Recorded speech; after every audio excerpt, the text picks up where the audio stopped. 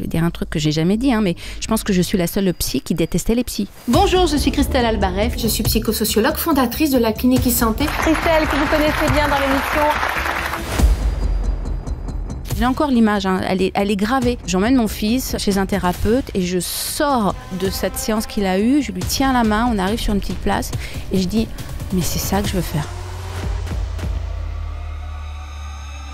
J'ai cumulé dans ma vie et dans mon enfance, dans mon adolescence, mais tous les symptômes qu'on pouvait avoir psychosomatiques.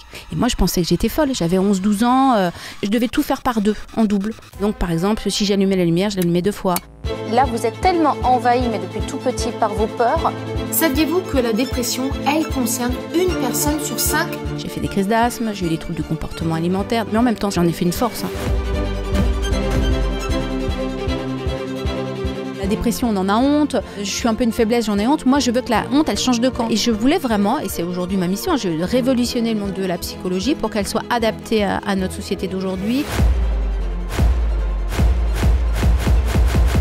Aujourd'hui, on a l'impression « Ah, bah t'en fais partie. Et t'en fais partie, bah, ta vie, elle est quand même bousillée. » C'est marrant, même encore aujourd'hui, c'est... Bienvenue Christelle. Merci. Tu as plusieurs casquettes et moi j'aime beaucoup ça, que ce soit bien sûr la santé mentale qui est une casquette importante et pour laquelle tu es connue, mais aussi la peinture, on va en parler, le fait de créer une entreprise, de la développer et à un niveau qui commence à devenir plus que simplement j'ai 2 collaborateurs, là tu me parles de plus de 15 collaborateurs et des personnes qui t'aident à l'international, enfin qui sont des psychologues, donc c'est intéressant aussi.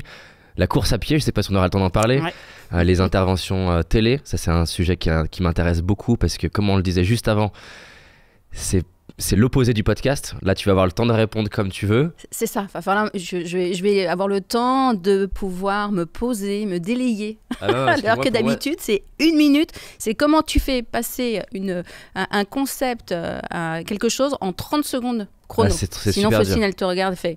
Stop. Bah ouais, non, c'est ça. J'avais fait une interview à Europe 1 comme ça et on me posait des questions qui étaient hyper larges. Je sais plus ce que c'était, mais c'est comme si on te demande comment tu gères un deuil et tu as 1 minute pour répondre sur un sujet qui est très complexe. Donc, avec plaisir de parler de ça. Peut-être, moi, je t'ai fait une petite intro comme ça, mais comment tu te présentes aujourd'hui ? Je sais que c'est pas un exercice facile. Moi, je l'aime pas en tout cas. Je déteste ça à chaque fois. Comme donc voilà, je te le fais payer aussi. C'est quoi ? Merci. C'est quoi en quelqu'un qui te connaîtrait pas, tu te présentes comment ? Je dirais que j'ai plein de facettes. On me connaît plus sur la casquette de psy, le côté décryptage de la santé. Alors, je suis une femme de santé engagée, donc santé mentale décomplexée, et faire en sorte que des concepts compliqués ou chiants ou les tabous, et d'un seul coup, on ait envie d'en parler. Exactement. Et à côté de ça, je crois que je suis un peu 360 degrés. J'aime entreprendre. En fait, si je devais me définir, c'est entreprendre, quels que soient les sujets, que ce soit en entreprise, que ce soit dans le sport, dans l'art. En fait, je suis curieuse de l'autre. Ouais, d'accord, voilà. Trop bien. Comment t'en es arrivé à t'intéresser au sujet de la santé mentale ? C'est quoi, si on remonte peut-être dans les premiers moments, c'est quoi qui t'a créé l'évidence ou le coup de cœur, ou peut-être ça se fait progressivement, mais en tout cas, d'où ça vient ? Je pense que c'est venu, si je suis honnête, c'est venu sur le tard. J'ai eu une maturité tardive sur le sujet. La première rencontre que j'ai eue avec la santé mentale et la psychologie, en vrai, ça a été quand un de mes fils avait, je sais pas, peut-être... 4-5 ans à peu près, et qu'il était en la maternelle et que son fonctionnement, on disait, il est un peu différent, on dit, il faut que tu vois un psy. Et je me rappelle, j'étais hyper vexée, je me dis, mais il va très bien mon fils. Donc c'est pour ça que je suis très à l'aise avec ça, parce que je pense que j'étais, je vais dire un truc que j'ai jamais dit, mais je pense que je suis la seule psy qui détestait les psys. Voilà. Et du coup, je pense que je suis plus à l'aise maintenant, peut-être pour ça, d'en parler, d'avoir un côté hyper décomplexé sur le sujet. Et c'est génial de partir de là, parce que du coup, tu peux toucher des gens qui eux-mêmes étaient aux même vision du monde que celle que tu avais. C'est ça qui est intéressant. Ouais. Et d'ailleurs, je n'ai pas été sur le domaine de la psychologie tout de suite. J'ai d'abord commencé un peu plus par le coaching et autres, parce qu'au démarrage, je savais que c'était mon endroit, mais comme si en fait, j'avais un chemin à faire. Voilà, j'avais un chemin à faire. Et qu'est-ce qui t'a... Donc là, il y a ton fils à qui on dit que ce serait bien qu'il aille voir le psy. Et entre... Ça, je pense que ça arrive à plein de parents qui nous écoutent. Bah ouais, c'est ça. Mais entre ça et je vais m'investir à un certain montant de ma vie dans... Ça a été un vrai cheminement. En en fait. Donc, j'ai l'impression que c'est un petit peu comme si tout était un peu écrit. Il y avait des petits cailloux sur mon chemin qui me disaient que ça allait être ce chemin-là. Et donc, le premier petit caillou, c'est j'emmène mon fils chez un thérapeute et je sors de cette... J'ai encore l'image, hein, elle est gravée. Je sors de cette séance qu'il a eue, je lui tiens la main, on arrive sur une petite place et je dis, mais c'est ça que je veux faire. Et ça vraiment, mais ce jour-là, mais alors ça s'est pas fait tout de suite. Oui, il s'est passé 10 ans. Qu'est-ce qui t'a touché là? Je sens que ça te met presque les larmes aux yeux. Parce que quelque part... Mais quand tu fais cette image, c'est quoi qui t'a touché à ce moment-là? Je sais pas comment dire, j'étais touchée par quelque chose qui était authentique, qui était juste... Je suis à ma place, mais j'avais beaucoup de mal, et même encore là, tu vois, à te dire en mots, parce qu'en effet, ça me touche, parce que je vois aujourd'hui le chemin parcouru. Je pense que quelque part, il y avait cette partie de moi qui avait peut-être envie de se sentir utile, en fait, utile au bon endroit, quoi. Et là, Là, tu voyais une voie pour l'être. Oui. Non, trop bien. Moi, ça me parle énormément parce que moi, je faisais des études d'ingénieur en informatique et j'ai assisté à mes 20-21 ans à une genre de coaching, thérapie devant plusieurs personnes. Et quand j'ai vu ça, ça m'a mis les larmes aux yeux et je suis allé voir le formateur et je lui ai dit voilà, je veux faire ça. Je sais pas, à ce moment-là, je sais pas exactement si c'est en faire un métier, mais je m'étais dit au minimum le soir ou le week-end. C'est ça, on n'a pas tout de suite, et je pense que c'est super bien, ça je le dis pour ceux qui nous entendent, c'est que tout se formalise pas tout de suite, c'est quelque chose qui se co-construit avec le temps, et le temps il a énormément de valeur justement. Et en fait, alors moi j'ai 49 ans aujourd'hui et il n'y avait pas donc tous les réseaux sociaux comme ça au démarrage, moi quand j'étais à Haute, et je me suis rendu compte en avançant à quel point en fait, et pourquoi la psychologie, c'est que moi je me suis dit, alors maintenant après coup, je me dis mais moi j'ai cumulé dans ma vie et dans mon enfance, dans mon adolescence, mais tous les symptômes qu'on pouvait avoir psychosomatiques, sans savoir des choses. Par exemple, j'ai eu des TOC. J'ai eu des TOC pendant des années dans ma vie. Lequel, par exemple, qui a été le plus dur pour toi? Donc, pour rappeler, les TOC, c'est ces mouvements, par exemple, qu'on peut... Troubles compulsifs. Voilà, troubles compulsifs, troubles obsessionnels compulsifs. Et moi, je pensais que j'étais folle. J'avais 11-12 ans. Et en fait, par exemple, je ne pouvais pas... je devais tout faire par deux, en double. Donc, par exemple, si j'allumais la lumière, je l'allumais 2 fois. C'est dingue. Et c'est des choses qui m'ont rongée. Et tu te souviens d'un déclencheur qui a créé ça quand tu étais petite? Je me souviens, en fait, je me suis pas souvenue d'un déclencheur. En fait, c'est après coup, quand les années ont avancé. Donc, j'ai fait des crises d'asthme, j'ai eu des troubles du comportement alimentaire. Donc, je pourrais cumuler, hein, c'est pour ça que les sujets... mais en même temps, j'en ai fait une force. Hein. De toute façon, tu ne serais certainement pas dans ce sujet-là si tu n'avais pas eu ça. C'est ça, puis je pense que ça me rend, légitime avec mes patients ou d'en parler, pas pour dire je sais, pas pour transférer ma vie, pas du tout ça, mais pour se dire que oui, je sais ce que c'est et je peux accueillir la souffrance même minime, quelle qu'elle soit, pour quelqu'un. Et du coup, j'ai eu, c'est vers 16-17 ans, par là, j'ai pu vraiment tout à fait la conscience que je me suis rendu compte que j'avais fait une amnésie ce qu'on appelle une amnésie de contexte de vie, une partie de ma vie qui s'était coupée et qui est revenue en fait à ma vie. C'est là après que j'ai pu comprendre en effet qu'il y avait eu un traumatisme lié à l'enfance quand j'avais 6 ans. Et s'est passé quoi comme tu veux, c'est toi de choisir.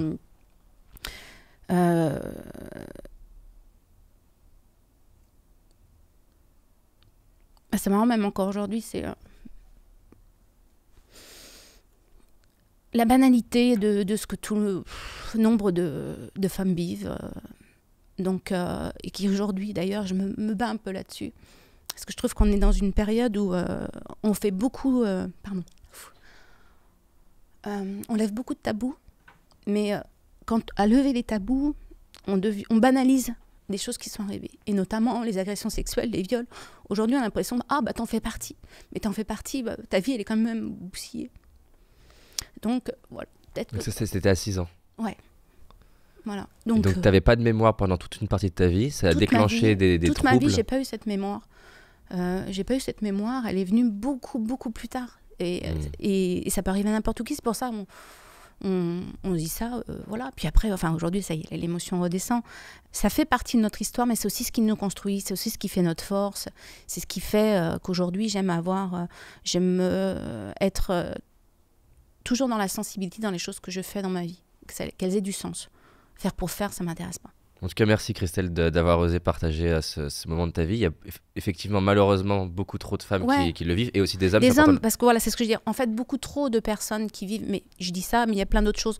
Et... Oui, on a chacun, et tu l'as dit juste avant, et pour moi c'est important, j'avais fait, c'est une de mes premières interviews de quelqu'un qui s'appelle Jean-Baptiste Ibon, qui a un handicap très lourd. Et ça m'avait marqué parce que j'avais fait une interview avec lui. Donc c'est quelqu'un qui a un gros handicap moteur. Pour servir un verre, c'est très compliqué. Quand son enfant est né, les institutions ont voulu lui enlever en considérant qu'il était inapte, alors qu'intellectuellement il est brillant. Et il m'avait dit ce truc-là qui m'avait choqué, dans le bon sens entre guillemets. Il m'avait dit on peut pas comparer les souffrances. Et entre guillemets, je peux pas dire si j'ai plus souffert de mon handicap que toi de ta timidité. En fait, c'est chacun nos souffrances. Et c'est important parce que des fois, j'entends des gens dire « Ah oui, mais lui, c'est un fils de milliardaire et il ne peut pas avoir de souffrance. » Mais tu n'as pas vécu sa vie, donc tu ne sais pas trop. C'est exactement ça. Puis c'est pour ça que je dis il n'y a pas de valeur, enfin, il n'y a pas de niveau d'intensité ou de valeur dans la souffrance. Ce qui est important, c'est la façon dont on le vit. On est tous légitimes de parler de ce qui, pour nous affecte, nous met à mal. Et il n'y a pas quelque chose qui est supérieur à une autre. Yes. Et du coup, donc, sur ce sujet-là, prenons celui que tu as vécu à 6 ans. Et encore une fois, ce sujet est un gros sujet large et il y a des variations de ça pour plein de personnes. Avec du recul, avec toute une vie de recul, quelqu'un qui nous écouterait, qui l'a vécu, que ce soit enfant ou adulte, c'est quoi les leçons que t'en as retirées? Quelle est la manière pour toi d'avoir de la résilience par rapport à quelque chose comme ça? Je pense qu'on a... Déjà, à toi, à titre perso, comment ça t'a enrichi en fait Je pense qu'on a, quelle que soit la chose, le traumatisme qu'on traverse, on a deux voies possibles. Soit on subit, soit on en fait une force. Et en fait, un jour dans notre vie, on a cette responsabilité-là, on a un choix à faire. Soit on est victime, on peut être victime à vie. Et c'est est-ce que je vais donner ma vie entière en plus de ce que j'ai vécu, ou alors c'est de se dire ok, je vais le transformer, mais je vais en faire une force, je vais en faire quelque chose. Il faut que j'en fasse quelque chose. J'ai décidé d'en faire quelque chose. On est allé direct dans de la matière intéressante. Merci David, vraiment. Pour moi, je trouve ça génial à plusieurs niveaux. Ce que tu as osé partager, c'est que en fait, on vit tous de l'adversité. Et moi, je vois tellement de gens qui m'écrivent, qui se comparent à des gens qui connaissent pas, des entrepreneurs, des influenceurs, des athlètes, des artistes ou moi. Et en fait, je leur dis, mais tu vois la façade, on a tous des difficultés. Peu importe d'ailleurs qu'on ose en parler ou pas, on a tous des difficultés. Et moi, c'est un truc c'est pour ça que un des trucs que j'adore dans mon métier, c'est que j'ai la chance de, des fois, coacher des gens que j'ai moi-même admirés et d'avoir accès à leurs coulisses et de me dire, oh putain, mais comment j'ai fait pour m'imaginer que je serais plus heureux à la place de leur vie. Et donc... moi, je trouve ça important qu'on ose parler de chacun de nos difficultés, qu'on se rende compte que on est tous humains, on a tous nos challenges. On a tous, on vit tous des choses, c'est quel sens on décide d'y donner. Et je pense que c'est en effet ce qui, dans mon histoire de vie, a participé à ce que je me dise, moi, à une période de ma vie, j'ai pas eu accès à l'information, j'ai pas eu accès à la compréhension, j'ai pas eu accès à la transformation. Je pense que de donner de l'information, donner des décryptages, c'est ce qui permet à chaque personne, à un moment donné de sa vie, d'avoir accès à la bonne information dont elle a besoin pour avancer. Voilà. Donc tu parlais de ce choix qui pour moi il est très profond et on va même l'élargir au-delà du sujet en question, enfin de l'exemple en question de victime ou prendre son pouvoir. Selon toi, c'est quoi qui va permettre qu'une personne... Parce qu'en fait, je trouve que le schéma de la victime, il est vicieux en soi parce que quand tu as vécu quelque chose de très dur, il est légitime. Oui. Et il est légitimisé aussi par plein de gens autour de toi. Une fois, moi, je vois que je me plaignais de mon père. Je disais qu'à cause de lui, j'avais pas confiance en moi et qu'il était la raison même de pourquoi j'étais timide. C'était une histoire qui tenait bien la route, qui avait du sens, qui s'appuyait sur des éléments factuels en soi, en partie, même si je les ai distordus et déformés avec ma mémoire. Et je gagnais des choses avec cette histoire. C'est-à-dire que là, en me positionnant en victime, j'obtenais de l'attention, j'obtenais du réconfort. Et encore une fois, qui est utile. Je ne suis pas en train de dire qu'il n'est pas utile. Mais du coup... Alors, il y a plusieurs scénarios. Et comment quelqu'un qui est dans un scénario un petit peu de victime, qui est légitime par rapport aux événements qu'il a vécu, qui obtient des bénéfices à rester dedans, va pouvoir prendre du recul, prendre son pouvoir selon toi? Alors déjà, merci cette question parce qu'on me la pose souvent, en fait, d'une certaine manière, même au creux du cabinet. C'est-à-dire que il y a deux choses. En fait, il y a deux sujets que je vais aborder. L'idée de sas. entre le fait d'être victime et de passer à l'étape d'après et un rapport à la compassion. Souvent on dit c'est important la compassion, et c'est vrai, mais la compassion c'est utile uniquement sur une période courte donnée. Parce que quand on a de la compassion avec quelqu'un, Tu parles envers soi ou envers l'autre? Envers l'autre par exemple, mais aussi envers soi. Et c'est ça qui est intéressant, ça va dans les deux niveaux, dans les deux sens, pardon. Si tu as quelque chose et que tu vis quelque chose, j'ai besoin d'avoir un peu de compassion pour toi, c'est important, c'est partie de la bienveillance, et tu peux t'approprier ce que tu vis. Mais une compassion qui dure trop longtemps risque justement, si j'ai trop de compassion pour toi et que trop longtemps dans la durée, je risque de te faire basculer dans l'idée que d'être victime sur le long cours est bon. Et qu'en fait, t'installer en effet là-dedans, ça t'apporte quelque chose, des bénéfices inconscients. Hein. On ne le calcule pas. Quelqu'un qui reste dans son format de victime, il ne se dit pas super, tiens, je vais rester dans mon format de victime. Il se dit tout sauf ça. Mais inconsciemment, d'un seul coup, il a des signes de reconnaissance, des signes d'attention qu'il n'avait peut-être pas avant. Et donc, tant que notre colonne vertébrale de confiance n'est pas solide, être victime, c'est mieux que pas avoir du tout d'attention. Donc, quand on donne de la compassion, je donne un petit tips là-dessus. C'est toujours important, quand quelqu'un vit quelque chose, de lui donner un espace de compassion. Par contre, assez rapidement, il faut passer à l'étape d'après. Juste pour être bien clair, tu parles, quand tu dis lui donner un espace de compassion, tu parles de donner à la personne qui est dans un moment de sa vie où elle se sent victime. C'est dans ce sens-là. Oui. Et être victime, c'est pareil. C'est quand on vit quelque chose, quand par exemple au niveau juridique, on dit je vais aller en justice parce que je veux obtenir, je me sens victime de quelque chose, et de par exemple ce procès, j'attends réparation. D'accord ? On se rend compte que pour beaucoup de personnes, il y a une frustration après le procès, quel que soit le résultat du procès, c'est qu'en fait, ça ne nous donne pas forcément ce à quoi on attendait, c'est-à-dire cette forme de réparation. Et je pense qu'en réalité, quand on est, quel que soit ce qu'on vit, être victime, on doit à un moment passer par cette case-là. Il faut accepter d'être victime, parce qu'il y a des personnes qui refusent aussi d'être victime. Et si on refuse d'être victime, c'est pas compliqué, on ne peut pas passer à l'étape d'après. On est dans un déni. Un peu les étapes du deuil. Hein. Ouais. Et donc, être victime, c'est ok, accepter que je traverse cela, mais c'est un sas. Et ensuite, dans ce sas, c'est qu'est-ce qu'on met, et ce sas, il est plus ou moins long en fonction de chacun, d'où des fois le travail thérapeutique pour pouvoir traverser ce sas en étant accompagné, qui nous permet d'aller vers une partie, ce que j'appelle moi le cadeau caché de quels que soient les éléments de notre vie, qui est une construction, une résilience en effet, pour pouvoir retrouver du sens au-delà de ce qu'on a traversé. Mais être victime et rester dans le statut de victime, c'est extrêmement c'est enfermant, puis en fait on va rien gagner. Et donc on doit par contre accepter d'avoir un moment un statut de victime pendant un temps, c'est un sas. Et ensuite après passer à autre chose. Et du coup, donc quelqu'un que toi, t'imaginons, tu as un accompagnement et qui est dans cette position de victime, se rend pas forcément compte. Ouais. Ça fait déjà un certain temps, donc là on est plutôt dans le moment où il s'agirait peut-être d'aller chercher l'autre étape. Comment tu t'y prends? Quel outil tu utilises ou quelle manière tu vas avoir de l'accompagner à s'ouvrir au fait que t'as vécu ce challenge-là, c'était difficile, c'était normal de te sentir victime dans ce que tu décris. Il y a aussi une autre voie dans laquelle tu prends du pouvoir, tu donnes plus de sens à ça, t'en fais quelque chose. Comment tu l'aides à faire ce switch? Parce que c'est très individuel. Déjà, j'identifie la maturité de la personne à pouvoir sortir de cette période de victimisation. Comme je dis, c'est cette période... Tu l'identifies à quoi ? Il y a toujours une petite astuce, c'est les personnes qui sont, quelle que soit la façon dont tu apportes des axes, on te dit oui mais.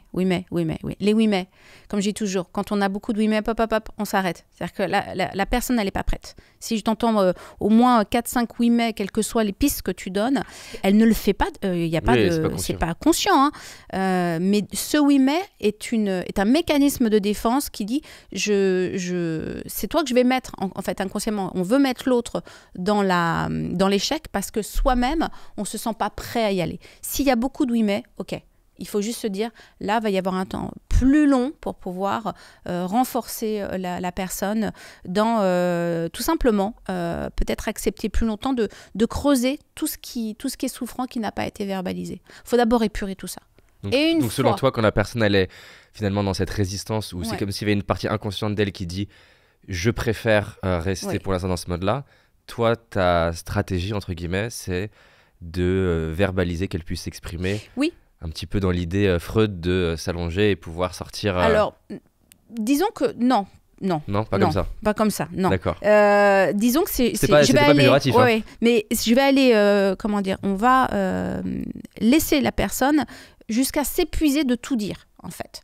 Et ensuite, identifier au fur et à mesure quels sont les axes sur lesquels il y a une petite piste qui pourra être prise. Mais sinon, de toute manière, c'est le psy qui s'épuise. Et c'est pas l'objectif. Tu veux dire s'il pousse alors que la personne elle est en résistance? Si elle est prête, elle n'est pas prête. Et d'ailleurs, et ça c'est pour moi un principe de base, mais qu'on retrouve aussi dans le coaching, qui est de dire on ne peut pas accompagner un patient tant qu'il n'y a pas de demande thérapeutique, tant qu'il n'y a pas un besoin exprimé. Et donc du coup, quand le patient, moi, il est un peu coincé à cet endroit-là, je vais retravailler sur la demande. C'est-à-dire, ok, c'est quoi l'état présent, c'est quoi l'état désiré, et donc au fur et à mesure, amener en fait le patient à se projeter plus facilement vers l'état désiré, et donc du coup, qu'il y ait un rééquilibrage qui se fasse. Et donc, disons qu'on a une personne qui n'est pas en mode... en tout cas, le ratio de oui mais, il vient de chuter. Elle a eu le temps d'exprimer ce qu'elle avait exprimé. Comme tu l'as dit, parce que ça c'est vraiment intéressant, on le voit même sur des petits challenges du quotidien. Des fois, le fait de pouvoir, en anglais ils disent vent, de pouvoir un peu vider son sac, d'un coup tout seul, on se met à être plus en mode constructif, une fois qu'on a lâché... la libération émotionnelle en fait. Voilà. Donc imaginons que le ratio de oui mais il est relativement faible. Derrière, comment tu l'aides à basculer encore plus en mode ok, on va prendre son pouvoir maintenant? Il faut que le bénéfice à changer soit supérieur au bénéfice à rester dans cet état-là. Et donc, il faut le mettre à la conscience du patient. Et tu t'y prends comment? En fait, après, dans une démarche, j'ai envie de dire, thérapeutique classique, c'est-à-dire d'exprimer, par exemple, de mettre à la lumière, en fait, de mettre à la conscience, comme je dis toujours, quand on dit les choses, quand on les verbalise, on rend conscient quelque chose qui n'était pas parce qu'il était qu'en schéma de pensée.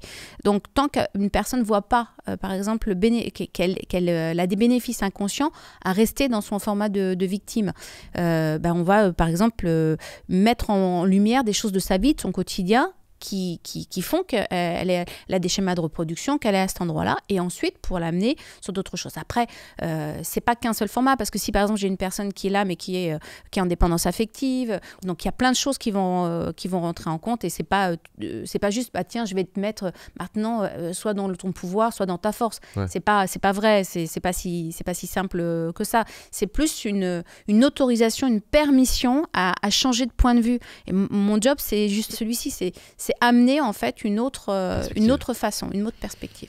Non, c'est très intéressant. Et d'ailleurs, sur l'exemple des oui mais, un truc que je trouve fascinant des fois, c'est que quand la personne, tu lui permets de prendre conscience qu'elle vient de dire 7 fois oui mais et tu lui demandes qu'est-ce qu'elle a à gagner potentiellement à être en résistance, des fois elle conscientise elle-même ce que tu disais, les bénéfices qu'elle a pour l'instant à ne pas changer. Et c'est d'autant plus facile pour la personne si elle sent que c'est pas un problème, c'est pas un jugement, qu'elle dit j'avais jamais vu qu'effectivement en fait j'ai pas totalement envie de changer parce que pour l'instant j'avais jamais eu l'attention de ma mère et depuis qu'il s'est passé ça j'ai l'attention de ma mère. Donc c'est intéressant de conscientiser effectivement. C'est une question que j'adore, qu'est-ce que tu gagnes à ne pas changer? Et que j'allais me poser aussi des fois quand je vois que j'essaie de faire un truc, parce que les Américains ils sont très willpower, il faut le faire, etc. Ce qui a sa place de temps en temps, mais parfois tu ne le fais pas parce que tu vois trop de bénéfices à pas le faire.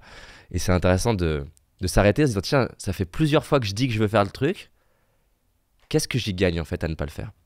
Oui, et puis se laisser c'est laisser aussi l'espace-temps. Parce que je crois qu'aujourd'hui, quel que soit le sujet, il faut que ça aille vite, faut qu'il y ait des résultats, il faut comprendre vite. Non, je pense qu'en fait, même dans un travail de cheminement de soi, un travail thérapeutique, c'est pas quelque chose qui est linéaire, c'est par palier. On a des moments où d'un seul coup, on a une vraie prise de conscience, puis après, il peut y avoir un palier un peu plus long. En fait, voilà, c'est comme des sportifs de haut niveau, on sait un peu quel est notre objectif, mais en fait, je sais pas si par exemple, on veut faire les Jeux Olympiques, c'est tous les 4 ans et on ne fait pas que les Jeux Olympiques. Il y a plein de courses qu'on va faire à côté, plein d'épreuves pour pouvoir aller vers ça. Et c'est la même chose dans un travail thérapeutique. C'est-à-dire qu'en fait, on a notre état désiré de ce qu'on souhaite, mais on va passer par plein de phases. Et en fait, quelle richesse, parce que c'est la rencontre de soi. Donc, c'est clair. Peu importe le chemin. Ouais, et en plus, c'est un paradoxe intéressant. C'est que des fois, en se donnant plus de temps, ça va plus vite. Ouais. J'aimerais te présenter rapidement le but de cette chaîne. À Paradoxe, on adore le dev perso et en même temps quelque part on le déteste. En tout cas c'est code. Qu'on soit d'accord, on est certain que des petits changements peuvent changer totalement ta trajectoire de vie. Mais je sais pas toi, nous on en a marre qu'on prenne les gens pour des débiles avec des clichés, des solutions miracles, des contenus qui sont sans nuance ou encore qui t'expliquent qu'il y a qu'une bonne manière de vivre et réussir sa vie. On n'est pas des clones, notre vie elle est complexe, l'humain il est complexe et c'est pour ça que sur Paradoxe sans filtre, l'intention en tout cas, c'est de s'approcher au plus près de la vraie vie. L'idée c'est que tu t'assoies avec nous pour passer un bon moment avec des gens au parcours hors du commun, souvent inaccessibles, et on découvre ensemble les coulisses de leur vie. On rentre dans leur tête et on fait ressortir les paradoxes qui ont changé leur vie. Mais aussi qu'on t'amène lors de nos événements et sous forme d'extraits sans fioriture, l'idée c'est de t'apporter un max de valeur. Sur Paradoxe sans fil, tu vas retrouver des formats longs et bruts, le genre qui fait plaisir quand on est à la salle de sport, dans les transports ou simplement quand on a envie de se détendre mais en même temps continuer de nourrir son esprit. Avec toujours une même quête, continuellement chercher à te donner ce qui marche. Si c'est le genre de contenu qui te fait kiffer, je t'invite à t'abonner et cliquer sur la petite cloche. Sache que ça compte énormément pour nous car c'est grâce à ça qu'on peut vous trouver des invités que vous allez adorer et qui sont souvent durs d'accès. En tout cas, si tu t'abonnes, sache que je suis vraiment reconnaissant et que tu vas recevoir du contenu qui déchire. C'est une promesse. Tu parlais d'un sujet qui est intéressant. Je vois qu'il y a beaucoup de personnes qui posent des questions sur ce sujet-là, qui est la dépendance affective. Alors déjà, c'est quoi pour toi la dépendance affective ? Alors qu'on appelle le trouble de la personnalité dépendante. Et la dépendance affective, c'est ce besoin, cette obsession en fait de l'autre. C'est comme si on avait l'impression que pour pouvoir être bien dans sa vie et se sentir nourri, et ben en fait on a besoin, tu sais, un peu comme si on mettait une transfusion de l'autre, de l'amour, de la reconnaissance de l'autre.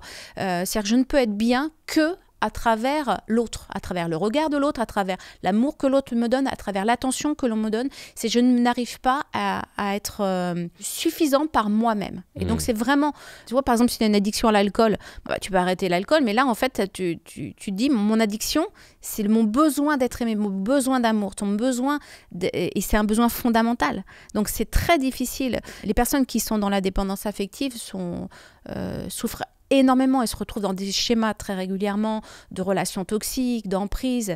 Un parallèle que je trouve, un truc que j'ai envie de creuser, après on va revenir sur ça. Ça c'est un schéma que je trouve fascinant.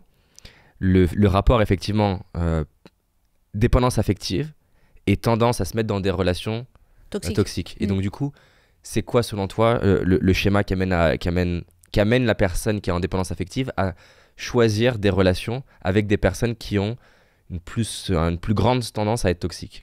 Comment ça se fait ? En fait, dans la dépendance affective, on va imaginer qu'en fait, c'est une carence affective extrême. D'accord ? Donc, alors, on ne choisit pas d'être dépendant affectif. On ne se dit pas, tiens, super, moi, je veux ça dans ma vie, quoi. Donc, c'est quelque chose qui s'impose à nous. Pourquoi ? Parce que c'est quelque chose qui s'est construit dans notre enfance ou alors suite à un choc, un trauma, ce genre de choses. D'accord ? On va y revenir d'ailleurs. Voilà. Et ensuite, cette blessure dans les fondations affectives, dans la maturité affective, va faire qu'en fait, il y a un déséquilibre dans la relation à l'autre. Soit en fait, on va dire qu'il y a deux grands types de dépendants affectifs. Il y a celui qui a toujours le sentiment qu'il a besoin de l'autre pour être bien, pour exister, pour prendre des décisions. Donc, si par exemple j'ai besoin de toujours quelqu'un pour prendre une décision, obligatoirement je me fragilise dans la relation. Je crée inconsciemment une relation de pouvoir avec l'autre. Enfin, dominé-dominant. Ouais, okay. Voilà. Ou alors, il y a aussi des personnes qui sont dans la dépendance affective, mais qui vont se mettre dans ce qu'on appelle les profils évitants. C'est-à-dire que je vais faire comme si j'avais pas besoin de l'autre. Donc je reste tout seul. Je reste tout seul. Et donc, ces dépendances affectives-là, on les perçoit moins, mais elles sont tout aussi souffrantes. Et pourquoi il y a des relations toxiques qui s'installent ?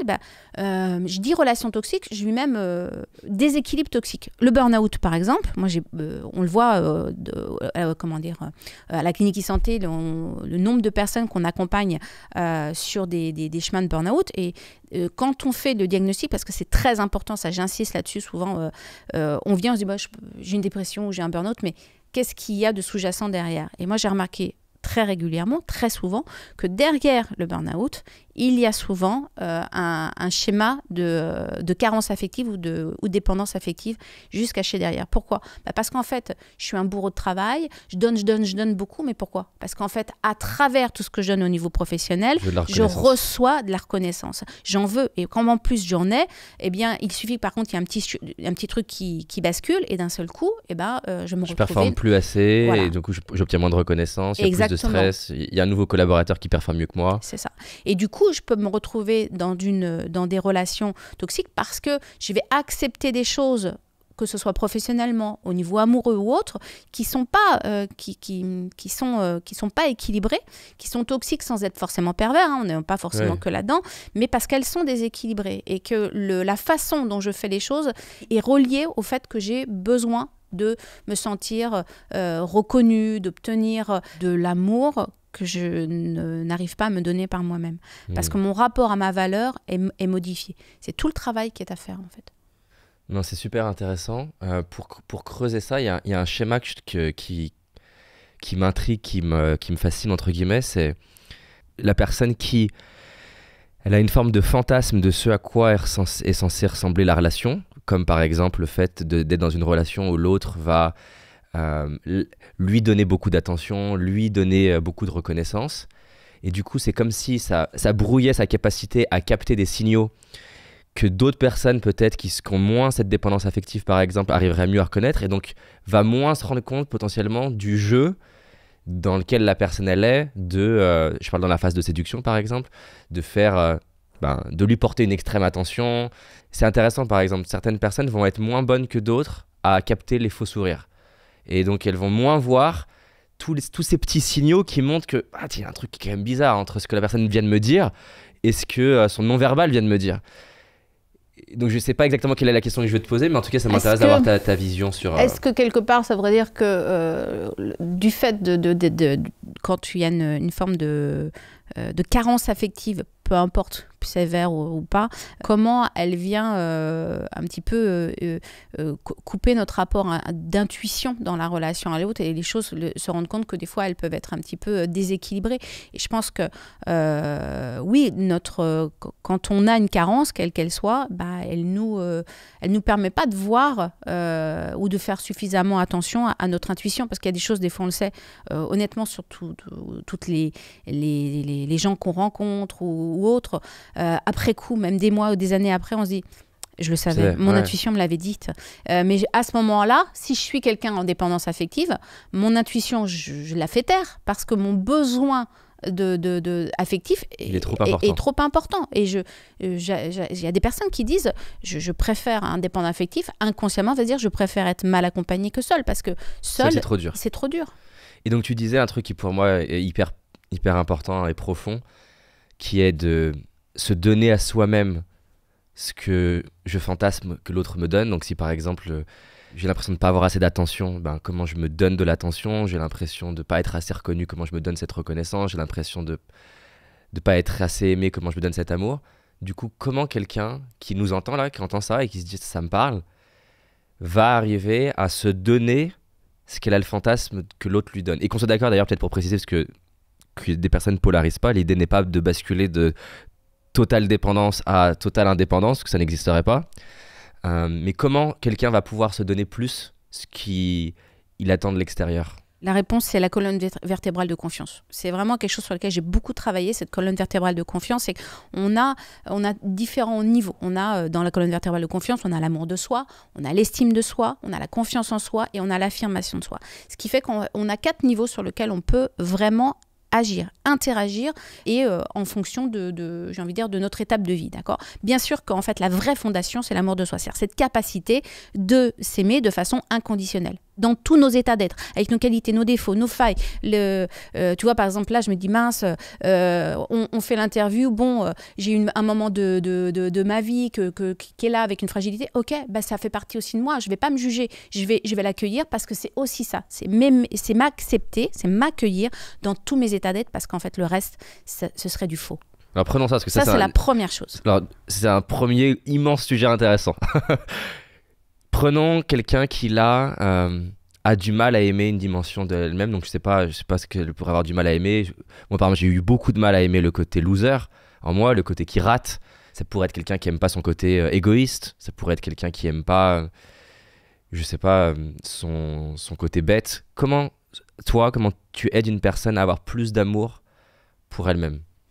Alors, et je reprends dans cette fameuse colonne vertébrale, c'est-à-dire que la première chose, c'est de se rappeler que la première chose, c'est la fondation, c'est l'amour de soi. Mais en réalité, comme tu dis, super, pour arriver à ça, c'est la fondation, et en même temps, c'est l'élément le plus difficile à atteindre. Comment je vais me dire du jour au lendemain, ok, bah, il suffit de m'accueillir complètement à 100%. D'accord. Ça va aider, mais c'est pas gagné. En fait, c'est bien de savoir que c'est la direction. Okay. D'accord. Après, et c'est pour ça que je dis, il y a les différents niveaux dans une colonne vertébrale. Pourquoi j'ai parlé de colonne vertébrale? Parce qu'en fait, c'est ce qui nous permet à la fois d'être agile, d'être debout, d'être aligné. L'estime de soi, c'est la valeur que l'on a de soi. On est d'accord? Donc, la valeur que l'on a de soi, elle est impactée par justement ce fameux amour de soi. Si je n'ai pas été considérée, aimée, si je n'ai pas eu tous ces vecteurs-là, ben, la valeur que j'ai de moi, que j'ai construite, que j'ai préconstruite par mon premier environnement, est parfois altérée. Il va falloir travailler dessus et se dire, ok, ça c'est les valeurs qu'on a construites, qu'on a préconstruit de moi, mais moi c'est quoi que je veux? C'est quoi mes vraies valeurs au fond de moi? Qu'est-ce qui est important pour moi? Juste, tu peux définir valeur pour tout le monde? Oui. La valeur, c'est à quoi tu tiens. Qu'est-ce qui est super important pour toi? Ce sur quoi tu pourrais te battre. Ce pourquoi tu vas militer. Voilà, par exemple, moi, mes valeurs, une de mes valeurs profondes, c'est la liberté. C'est vraiment un élément sur lequel je sais que je pourrais me battre parce que je considère que c'est un élément clé. Et donc, il y a cet élément de valeur. Donc, qu'est-ce qu'on a préconstruit de moi? Okay. Et qu'est-ce que je suis, vraiment ce pourquoi je pourrais me battre. Okay. Ensuite, il faut faire une différence sur ce qu'on m'a toujours demandé de faire. Donc les valeurs de mes parents, de la société. Voilà, et que donc j'ai mis des actions en relation pour pouvoir correspondre à ça. Et obtenir de la reconnaissance. Et obtenir de la reconnaissance à cet endroit-là. Et puis quelque chose qui est mes valeurs. Si je te prends moi, par exemple, on parlait tout à l'heure de la peinture. Moi, j'adore l'art, j'ai toujours aimé ça. Mais de l'environnement dont je venais, l'art, c'est pas, c'est pas un métier. Moi, j'adore le théâtre, mais tout ça, c'est pas un métier. C'est du loisir, c'est du plaisir, mais c'est pas un métier. D'accord? Imaginons ça. Donc, je me construis à l'endroit où on attend de moi. C'est-à-dire l'endroit de la performance, l'endroit où il faut faire de la réussite, c'est ça. Mais donc t'éteins une partie de... Tu peux éteindre une partie de toi alors qu'en fait, tu voudrais être à un autre endroit. Attention, c'est pas grave. Ce qui est important, c'est de conscientiser les valeurs pour lesquelles j'ai donné beaucoup de moi, même si c'était pas forcément pour moi, voilà. Et puis d'identifier en fait vraiment, c'est quoi les valeurs auxquelles j'aimerais vraiment correspondre. En se disant, ok, peut-être que j'ai pas mis d'action en place dedans, mais c'est pas grave. Qu'est-ce qui est important pour moi, d'accord? Et ensuite, on va aller à l'étage d'après. On va à la confiance en soi. La confiance en soi, on me dit des fois, on vient me voir sur Christelle. Je viens vous voir, Christelle, parce que j'ai pas confiance en moi. Alors, je vous explique. Vous avez toutes les chances que ce ne soit pas un problème de confiance en vous, mais d'estime de vous. Pourquoi? Parce que la confiance en nous, la confiance, c'est nos capacités, nos qualités, et en fait, c'est lié à notre expérience. Quel que soit son âge, en fait, que tu aies 15 ans, 20 ans, 50 ans ou 60 ans, et tu as une expérience de vie, tu as des capacités. Et donc, du coup, tu peux avoir confiance en toi puisque tu as de la matière, en fait. Et une fois que tu dis ça, c'est ah ouais, bah c'est vrai. Donc, par contre, c'est la mauvaise estime de nous qui vient casser la confiance et l'expérience de vie qu'on a construite. On va sous-évaluer notre expérience. Voilà, et c'est là où il faut faire un switch. Et donc, il y a tout ce travail à faire. Et enfin, l'étage du dessous, l'affirmation de soi. Et l'affirmation de soi, soit elle est bien alignée par le reste, parce que j'ai un bon amour de moi, j'ai une bonne estime de moi, et j'ai une bonne confiance en moi. Donc, du coup, mon affirmation de moi, elle va être alignée avec le reste. Quand elle n'est pas alignée, il y a un truc très simple. On va voir, soit on est dans la suraffirmation, soit on est dans la sous-affirmation. Suraffirmation. Selon toi, juste, c'est pas ce que tu viens de dire, mais juste pour savoir ta vision, est-ce que tu dirais que les personnes qui auraient des troubles plus pervers narcissisme seraient des personnes qui auraient, par exemple, un niveau d'affirmation d'eux-mêmes élevé, mais qui n'auraient pas les choses en dessous? Non, alors déjà, les personnes qui sont dites pervers narcissiques, alors je dis tout ça parce que ça dépend de ce qu'on met derrière, mais c'est des personnes qui en réalité ont une suraffirmation, donc en fait c'est un jeu, mais non pas, en effet, c'est une compensation de tout le reste de la colonne vertébrale. On est bien d'accord. Je voulais dire. Tout à fait. Et qui vont être dans une forme de... C'est-à-dire que c'est une apparence affirmation de soi, mais en fait, au fond, je m'estime pas, au fond, je m'aime pas.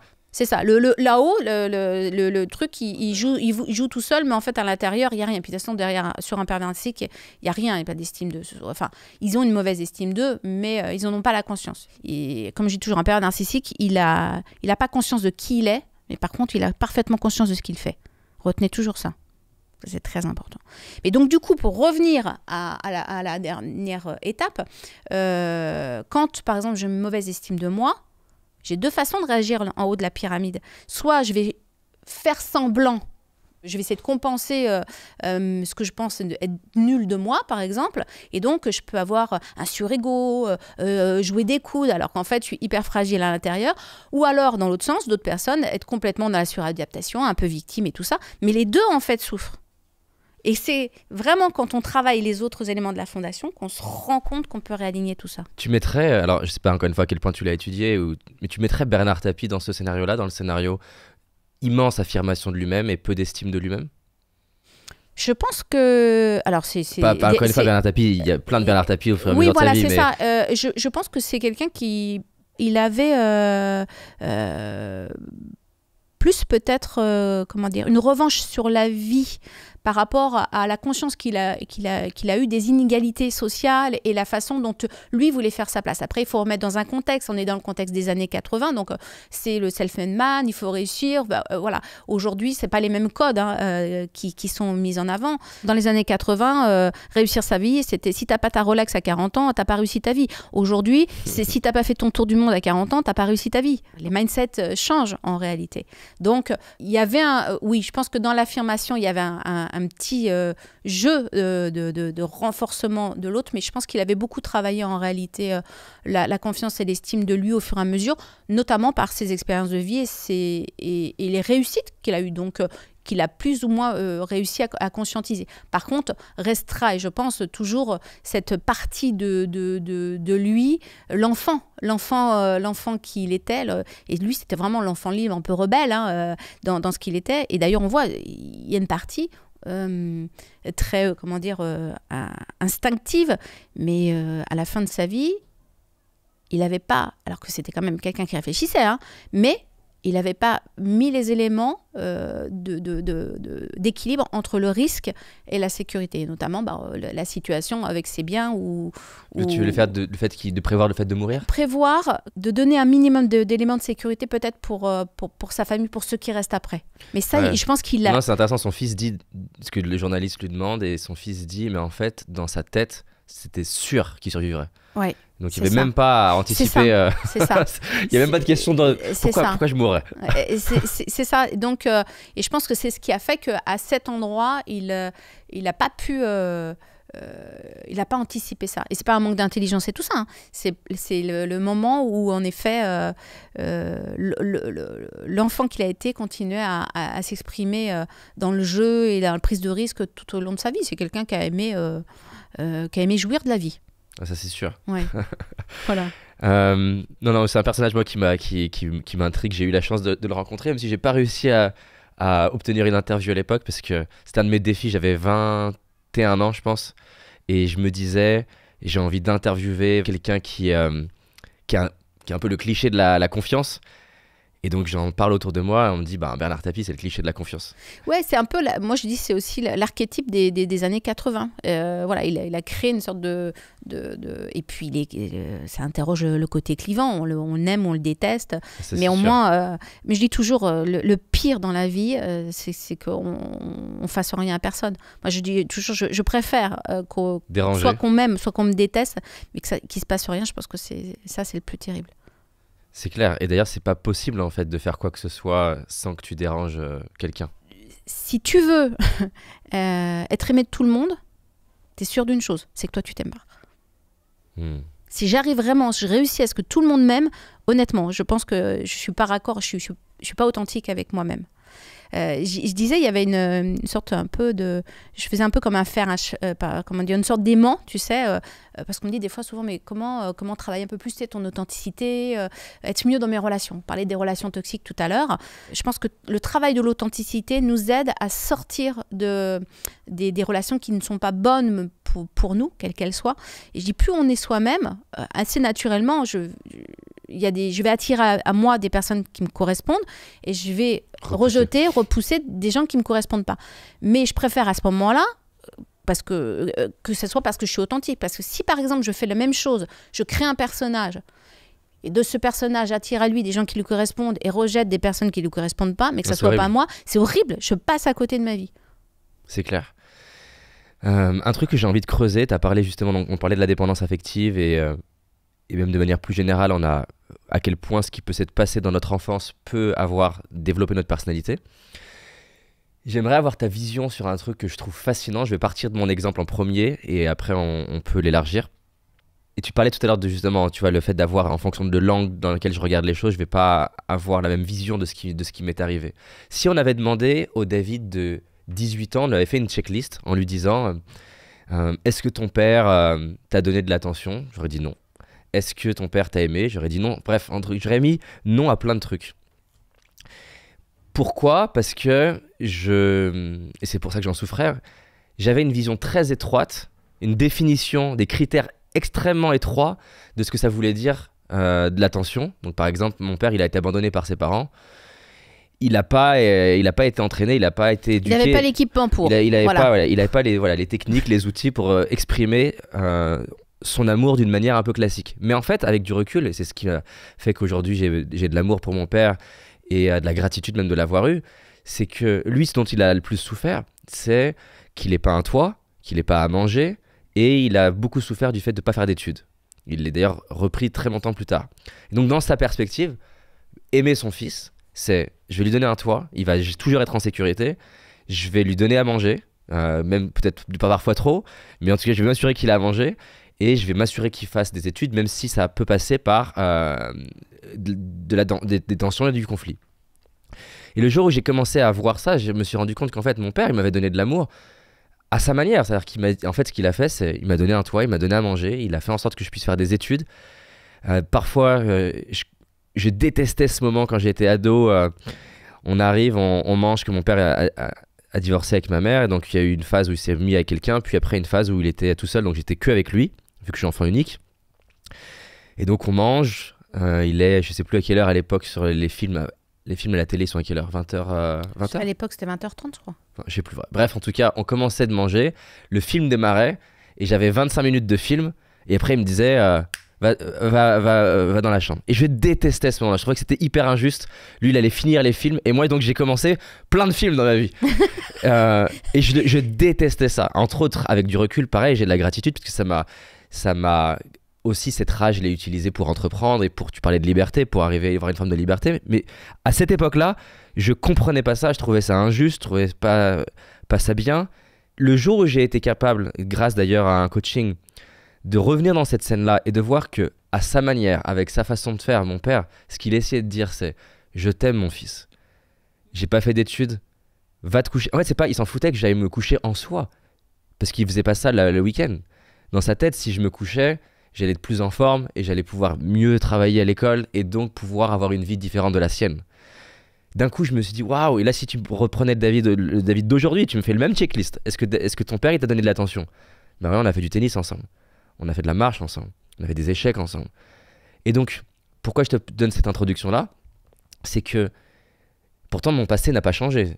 Mais c'est moi qui ai changé et j'ai deux perspectives différentes. Et donc, du coup, comment t'abordes quand tu vas poser des questions via peut-être un test de personnalité ou un sondage ou en interaction avec quelqu'un, tu vas lui poser des questions par rapport à son enfance, comment tu gères toute la partie qui est liée au filtre? Et en plus, c'est fascinant les études sur la mémoire, on sait qu'on oublie de la mémoire, tu l'as dit toi-même pour toi-même, on rajoute de la mémoire parfois, on distord de la mémoire. Comment tu gères le fait que la personne, sans vouloir mentir, parce que moi j'aurais pas voulu mentir à 18 ans, je souffrais à cause de mon père, je me souviens la première fois où je suis allé chez le médecin, et parce que tu parlais de psychosomatie, j'étais très souvent malade, et pour la première fois j'ai eu une femme médecin qui s'est intéressée au-delà du côté médical, et je me suis mis à pleurer et parler de la relation avec mon père, et ça a été une forme de thérapie pas prévue, et je la remercie vraiment parce que ça fait partie des personnes qui ont éclairé mon chemin. Mais donc le David de cette époque-là, il est convaincu qu'il n'a pas le bon père. Pourtant, je suis convaincu aujourd'hui que j'avais le père sur mesure. Comment tu gères le fait que la personne, en essayant d'être sincère, va cocher toutes les cases de potentiellement j'ai pas eu d'attention dans mon enfance. Et donc c'est pour ça que tous les parents, à part ceux super développement personnel, super conscience de soi, et encore, voilà. Je pense qu'il faut accepter aussi, on me dit toujours, mais en tant que professionnel, non, il y a moi en tant que professionnel, il y a moi en tant que mère ou épouse ou autre, et je fais des, comment dire, c'est bien d'être dans sa spontanéité, et on fait aussi des erreurs. Ce qui est important, c'est pas de pas faire des erreurs. Ce qui est important, la différence quand on a beaucoup travaillé sur soi, c'est d'avoir plus rapidement la conscience de l'erreur qu'on vient de faire pour pouvoir agir dessus. Donc c'est plus dans ce sens-là. Il y a un classique entre les parents et les enfants, que tout le monde reproduit. Qu'est-ce qu'on fait tous? On donne à nos enfants ce dont on a manqué.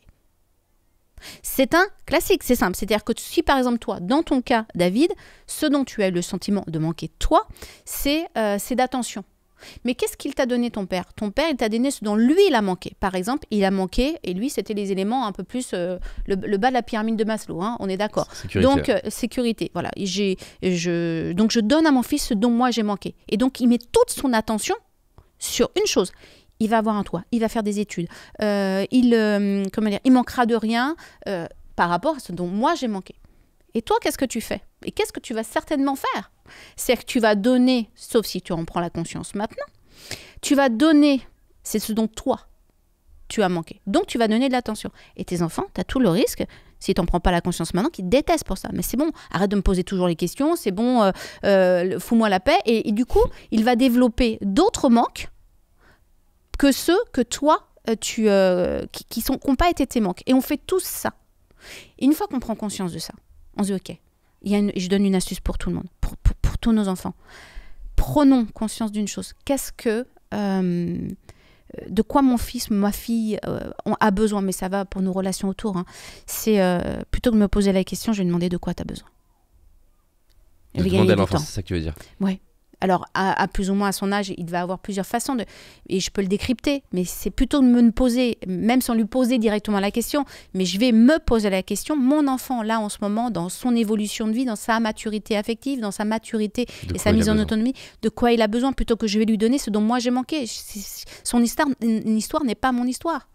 D'ailleurs, c'est très drôle sur le sujet de l'argent. Ça, c'est un scénario, parce que j'ai rencontré plusieurs enfants de gens ultra successful. Oui. Financièrement, et du coup c'est très fascinant ce schéma où je vais prendre l'exemple d'hommes, parce que c'est souvent des hommes que j'ai rencontrés dans ce scénario là qui eux ont manqué par exemple d'argent et donc du coup vont créer une abondance financière qui est extrême pour l'enfant, au point qu'ils comprennent pas pourquoi l'enfant n'a pas d'intérêt sur l'argent. Oui, même le rejette parfois. Même. Oui, ouais, c'est ça. Voilà, ça passe par n'a pas d'intérêt et le rejette, parce qu'en fait, ce qui eux leur a créé cet intérêt pour l'argent, c'est le fait qu'il y a un manque. Et donc c'est intéressant de voir comment ils se rendent pas compte qu'en créant, en fait, tu as tout ce que tu veux, tu as la voiture que tu veux, tu as la console que tu veux, tu as la triple paire de skis si tu veux. Ce que eux-mêmes valorisent dans leur propre vie, qui est de l'intérêt qu'ils ont mis sur l'argent, ils vont pas le recréer en faisant l'opposé de ce qu'ils ont vécu. Donc c'est assez intéressant de voir. Il y a peu de parents, et je suis assez impressionné, il y a peu de parents qui sont capables sur le sujet de l'argent, de générer beaucoup d'argent et d'arriver à enseigner à leurs enfants de savoir comment l'épargner, le gérer, le faire fructifier de manière saine. Je me rappelle plus qui c'était, il y avait qui expliquait ça. Il disait en fait, alors je sais pas, ça m'a toujours un petit peu interpellée, mais quelqu'un qui a gagné énormément d'argent, et lui, quand il prenait l'avion, il était en première classe, mais il voulait ses enfants en seconde. C'est parce qu'il adorait l'argent, ça. Il leur expliquait, écoute mon chéri, si pour ton bien-être, tu vas en éco. Hein. Je vais me le noter, ça. Je mettrai l'extrait de l'interview à mes enfants, je leur dirai, voilà, tu vois, c'est pour toi. Hein. Non, voilà. Par contre, non, je pense que c'est important. Je pense que moi, c'est une question que je me pose, parce que naturellement, mes enfants ils vont grandir dans un environnement avec plus d'argent que dans lequel moi j'ai grandi. Et je pense que c'est bien de faire l'expérience du manque. Moi, j'ai au final des souvenirs très positifs du fait de me dire ah non, je peux pas demander une crêpe à ma mère, ça fait quand même beaucoup d'argent. Et donc, c'est sûr que je trouve que c'est un risque auquel je pense en tant que futur papa de me dire, quand il me demandera une crêpe, comment je vais m'en sortir? Parce que du coup, je pourrais pas lui dire, écoute, on n'a pas l'argent, mais j'ai envie qu'ils expérimentent une forme de... Et je pense qu'au-delà de l'argent pour elle-même, c'est la valeur. C'est la valeur dans le sens où, je donne une petite piste là-dessus, c'est de ne jamais, c'est pas parce qu'on a de l'argent ou qu'on peut le faire, mais jamais le banaliser. C'est clair. Même si c'est une crêpe et qu'en effet, tu dis on a les moyens, ok, mais c'est pas la banaliser. C'est pas banaliser l'acte. Parce que le pire, c'est quand on banalise tous les actes et après, pour l'enfant, c'est ce nouveau niveau, il est acquis. Moi, je me rappelle, c'était une petite anecdote que je raconte, la plus personnelle, que j'avais eue avec mes fils.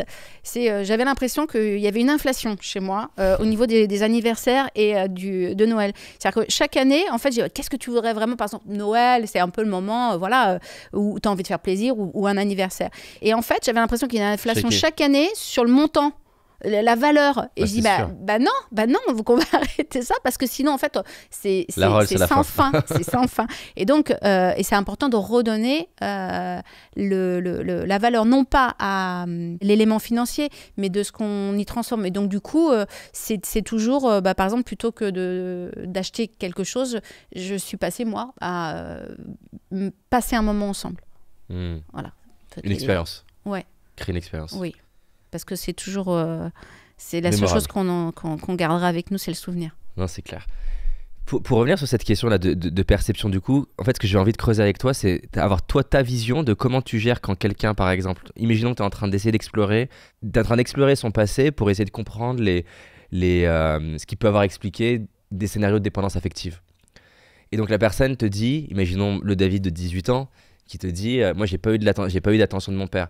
Comment tu gères la part objective de ce qui s'est réellement passé et la part de ce que la personne a construit dans sa tête. Sachant qu'il y a même des scénarios de gens qui ont des traumas qui objectivement ne se sont jamais passés. Par exemple, il y a des personnes, il y a des cas malheureux de thérapie, ou même parce que le thérapeute il est certainement pas bien formé, on crée un souvenir dans la tête de la personne. Il y a des études là-dessus qui sont assez perturbantes, où la personne, en fait, parce qu'on a une mémoire qui est quand même très, très faillible, et d'un coup se met à se dire, bah oui, en fait, j'ai été attouché par ce professeur-là, et ça n'a pas existé. Bien sûr, on n'est pas en train de parler de cas où ça a existé. Donc, comment tu fais pour gérer le côté faillible de la mémoire de l'être humain?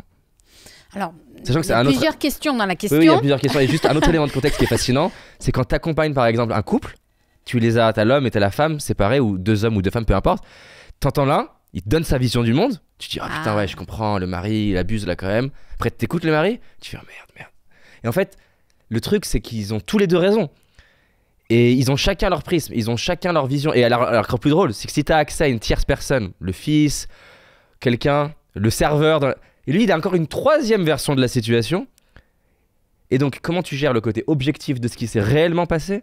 Le fait que la personne, elle ait perçu des choses et que ce qu'elle a perçu a potentiellement créé un trauma, peu importe que ça ait été réel ou pas. En fait, c'est notre perception. Si par exemple, là, toi, on est ensemble autour de cette table, la perception qu'on a de notre échange, rien que par rapport au fait qu'on n'est pas installés au même endroit, j'ai une vision, t'as pas la même que la mienne. Déjà, on vit l'interview, ne serait-ce que physiquement et dans le concept, on ne le vit pas de la même façon parce qu'on n'a pas le même champ de vision. Rien que ça. Donc ça veut dire que notre contexte, notre histoire de vie, tout vient influencer notre perception. Donc c'est pas question de se dire est-ce que c'est vrai ou faux. C'est qu'est-ce que je ressens.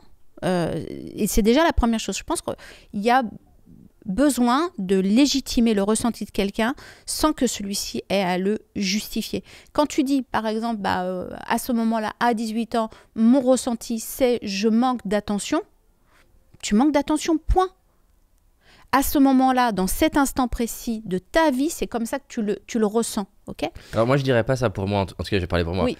Je dirais pas que je manque d'attention. À ce moment-là, quand tu as 18 ans, pas aujourd'hui. Oui, bien sûr, mais je le dirais que je le vis comme un manque d'attention. Mais la réalité, c'est que mon père me donne plein d'attention. Oui, mais toi, à ce moment-là, c'est bien parce que tu es en train de discuter avec deux David. Tu as le David d'aujourd'hui qui est en train de vouloir discuter, tu as David qui a 18 ans, mais David de 18 ans, je ne suis pas certaine qu'il disait alors, je sais que mon père me donne de l'attention, mais j'en manque. Alors, je vais donner un autre exemple. Tu vois, récemment, on a créé une association pour les jeunes, parce que, encore une fois, c'est la boucle avec mon histoire et ça faisait longtemps que je voulais faire ça. Donc c'est une association qui est à but non lucratif et qui est dédiée aux jeunes. Et on a fait un bootcamp il y a quelques mois maintenant. Il y avait une jeune fille, je sais pas quel âge, 19 ans, parfait, tu as bonne... c'est le genre d'histoire qui m'intéresse forcément vu mon histoire à moi. Elle est en train d'entreprendre. Elle a une discussion avec sa mère. Ils sont en train de manger. Et sa mère lui dit comment ça se passe, le paiement de l'appartement, etc. Le fait qu'elle entreprenne. Et là, elle commence à dire, c'est un peu plus difficile, je sais pas comment je vais faire. Et sa mère lui dit, En même temps, si tu avais un métier normal, ce serait plus facile de le payer l'appartement. Sous-entendu, si tu n'entreprenais pas. Et elle le vit super mal. Et donc, elle me dit ça. Et donc, ce qui s'est joué dans l'interaction, on a fait un coaching de, je sais pas, 30 minutes, quelque chose comme ça. Donc, ce qui me parle, moi, dans ce que tu dis, c'est qu'effectivement, on ne peut pas remettre en question qu'elle ait souffert de ça, c'est son expérience, c'est ce qu'elle a vécu, ça lui appartient. Ça, personne peut dire quoi que ce soit. Et ça, c'est là où je suis d'accord avec toi sur le côté, le David de 18 ans, il a l'impression que son père lui manque d'attention. Par contre, ce qui est intéressant, c'est que là, je ne me suis pas adressé à la femme dans 15 ans, parce qu'elle était là maintenant. Et je l'ai aidé à voir que, en changeant de perspective, je l'ai mis dans la peau de sa mère. Et d'un coup, en regardant, c'était fascinant d'ailleurs comme moment, moi ça m'a beaucoup touché, elle aussi, en regardant cette même scène, mais cette fois en se mettant dans les chaussures de sa maman, elle s'est rendue compte que sa maman, ce qu'elle essayait de dire avec sa maladresse et ses propres traumas, c'est en fait, t'es tellement importante pour moi ma fille, que je m'inquiète.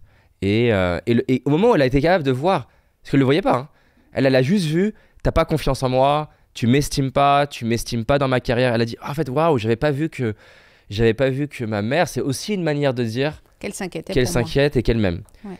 Et puis l'autre chose qu'elle a vue, elle m'a dit, en fait, j'avais pas vu que si elle ose pas faire ça d'habitude, si elle a osé faire ça, c'est aussi une manière de dire, j'ai suffisamment, entre guillemets, confiance en toi pour pouvoir créer un échange un peu transparent. Parce que si je pensais que t'étais complètement fragile, je te l'aurais pas dit.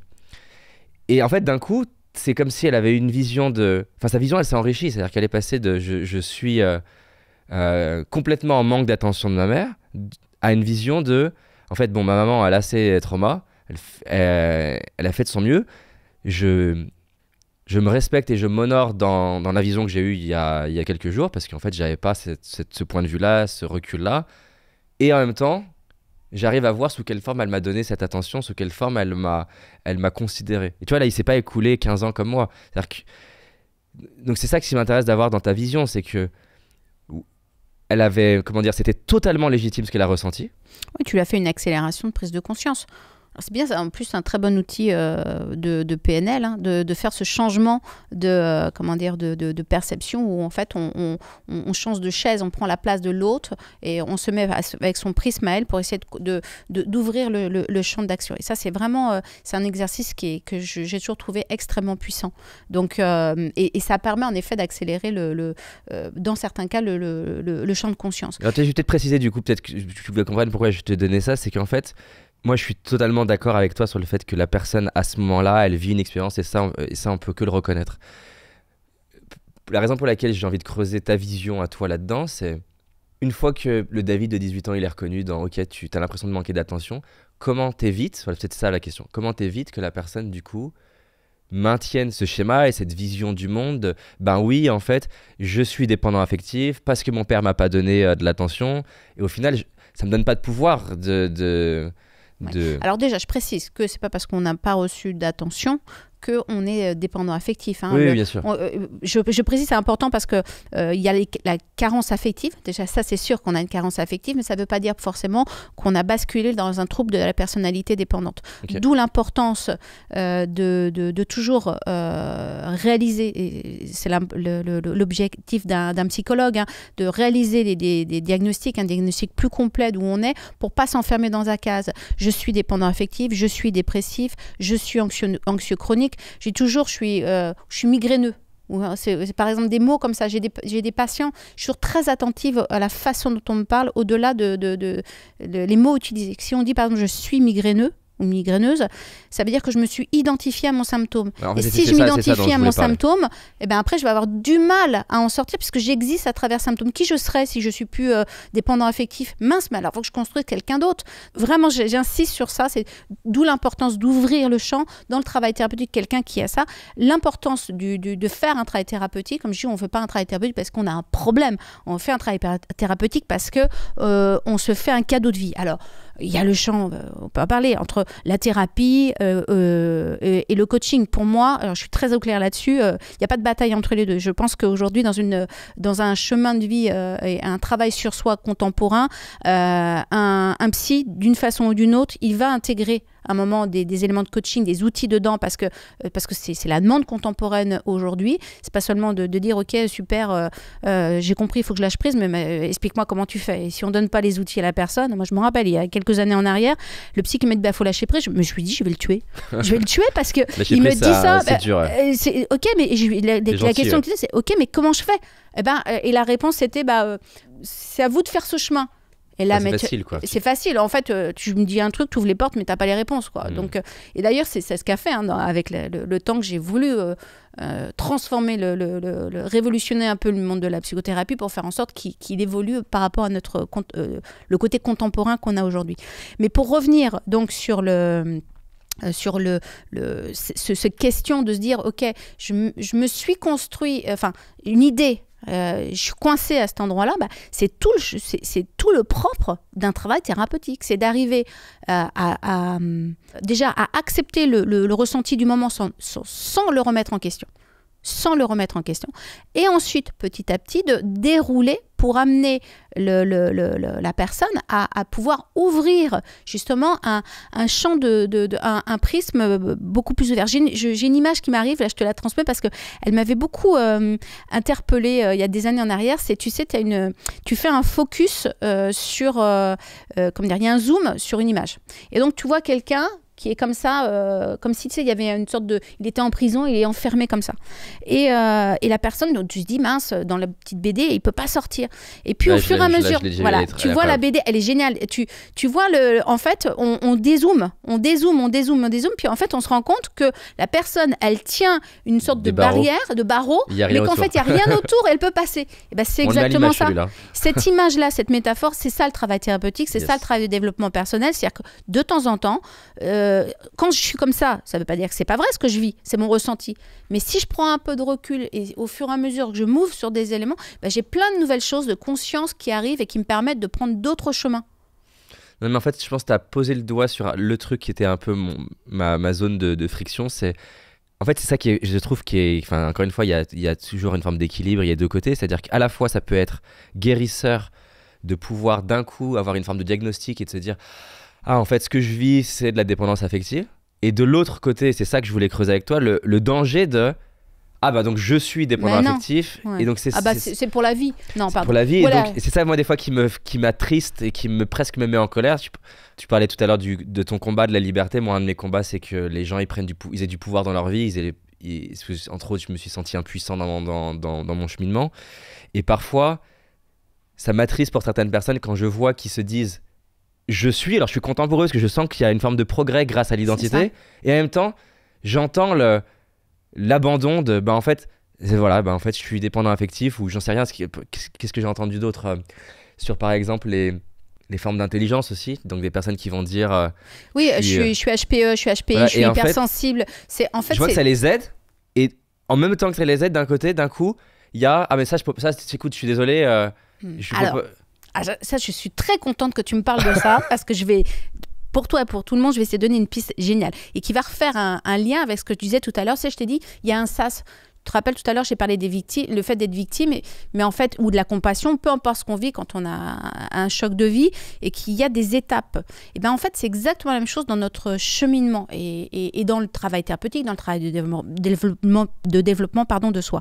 C'est très important d'avoir un premier niveau de diagnostic. D'accord ? Quand on vient, par exemple, en thérapie, au sein de la clinique santé, moi, tous les psys qui travaillent avec nous, qui sont formés, je dis toujours, il n'y a pas de... on doit absolument faire un diagnostic complet de la personne au démarrage pour savoir où elle en est aujourd'hui, pour pouvoir savoir où on l'accompagne, d'accord ?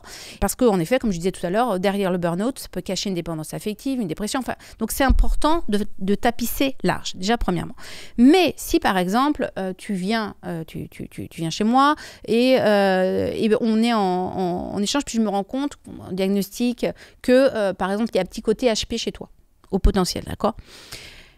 Alors, définis-le juste pour au tout le monde. potentiel, voilà. Le haut potentiel, donc on parle des hauts potentiels intellectuels, les hauts potentiels émotionnels, et le haut potentiel, c'est un atypisme en fait de notre cerveau, c'est-à-dire le fonctionnement cérébral. Donc il y a un élément un peu fantasmé par rapport au haut potentiel. C'est pas quelque chose qu'on décide. On se dit pas tiens, je vais développer mon haut potentiel, surtout intellectuel. C'est quelque chose qui s'impose à nous. C'est une accélération en fait dans notre cerveau qui fait qu'on n'a pas le même fonctionnement que d'autres. Mais c'est pas mieux, c'est pas moins bien, c'est juste différent. C'est atypique. Voilà.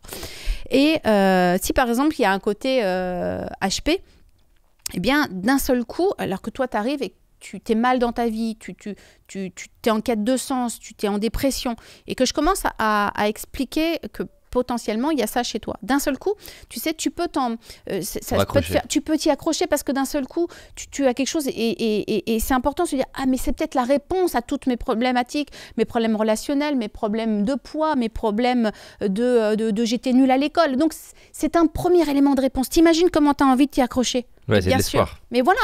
Et en même temps, c'est pas. Et donc, imaginons qu'il y ait des tests qui soient faits de QI et qu'en fait, bah oui, en effet, tu es HPI. D'accord ?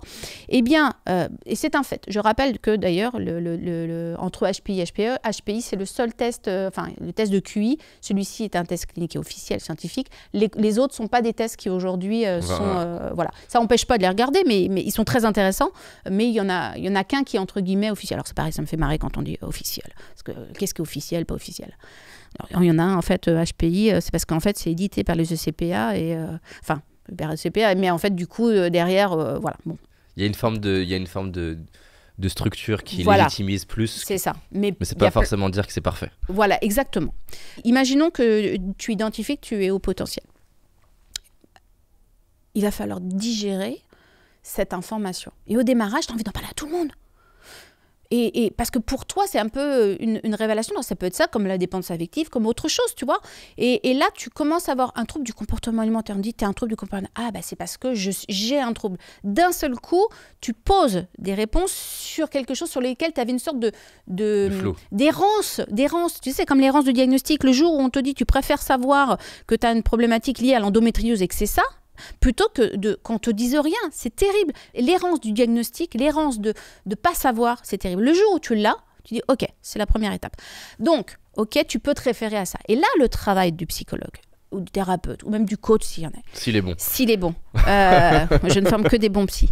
S'il est bon, il va ne pas t'enfermer à cet endroit-là, il va te laisser l'espace pour pouvoir en effet t'approprier ça, pour pouvoir ensuite rentrer dans un sas où ensuite tu vas pouvoir en sortir pour te développer. C'est-à-dire que, ok, il y a un côté HP, mais tu ne dois pas te définir dans ta vie par ton côté HP. C'est une information qui explique, qui donne des pourquoi et des comment, et ensuite, c'est tout un autre champ du possible que tu décides de t'ouvrir pour faire des choses différentes. C'est tout. Si j'ai identifié que je suis dépendant affective, j'ai fait le diagnostic avec mon psychologue, je ne vais pas dire, ok, bah, tout ça c'est normal. Bah oui, c'est normal que tu sais que je te pique tous les jours et que je suis jalouse parce qu'en fait, je suis dépendance affective. En gros, je n'ai pas besoin de bosser. Ça devient une excuse. Non, ce n'est pas ça l'objectif parce que sinon, l'objectif, c'est de donner un guide. On identifie qu'il y a ça et ensuite, on fait le chemin pour dire, ok, comment on va pouvoir cicatriser cette blessure affective profonde et ensuite, quelle autre partie de moi je vais pouvoir développer. C'est tout. Trop bien. Et du coup, tu as dit, on le fait juste en cours, mais ça m'intéresse d'avoir ta vision, tu as dit justement, la personne, tu es attentive à la personne qui dit « souvent je suis ».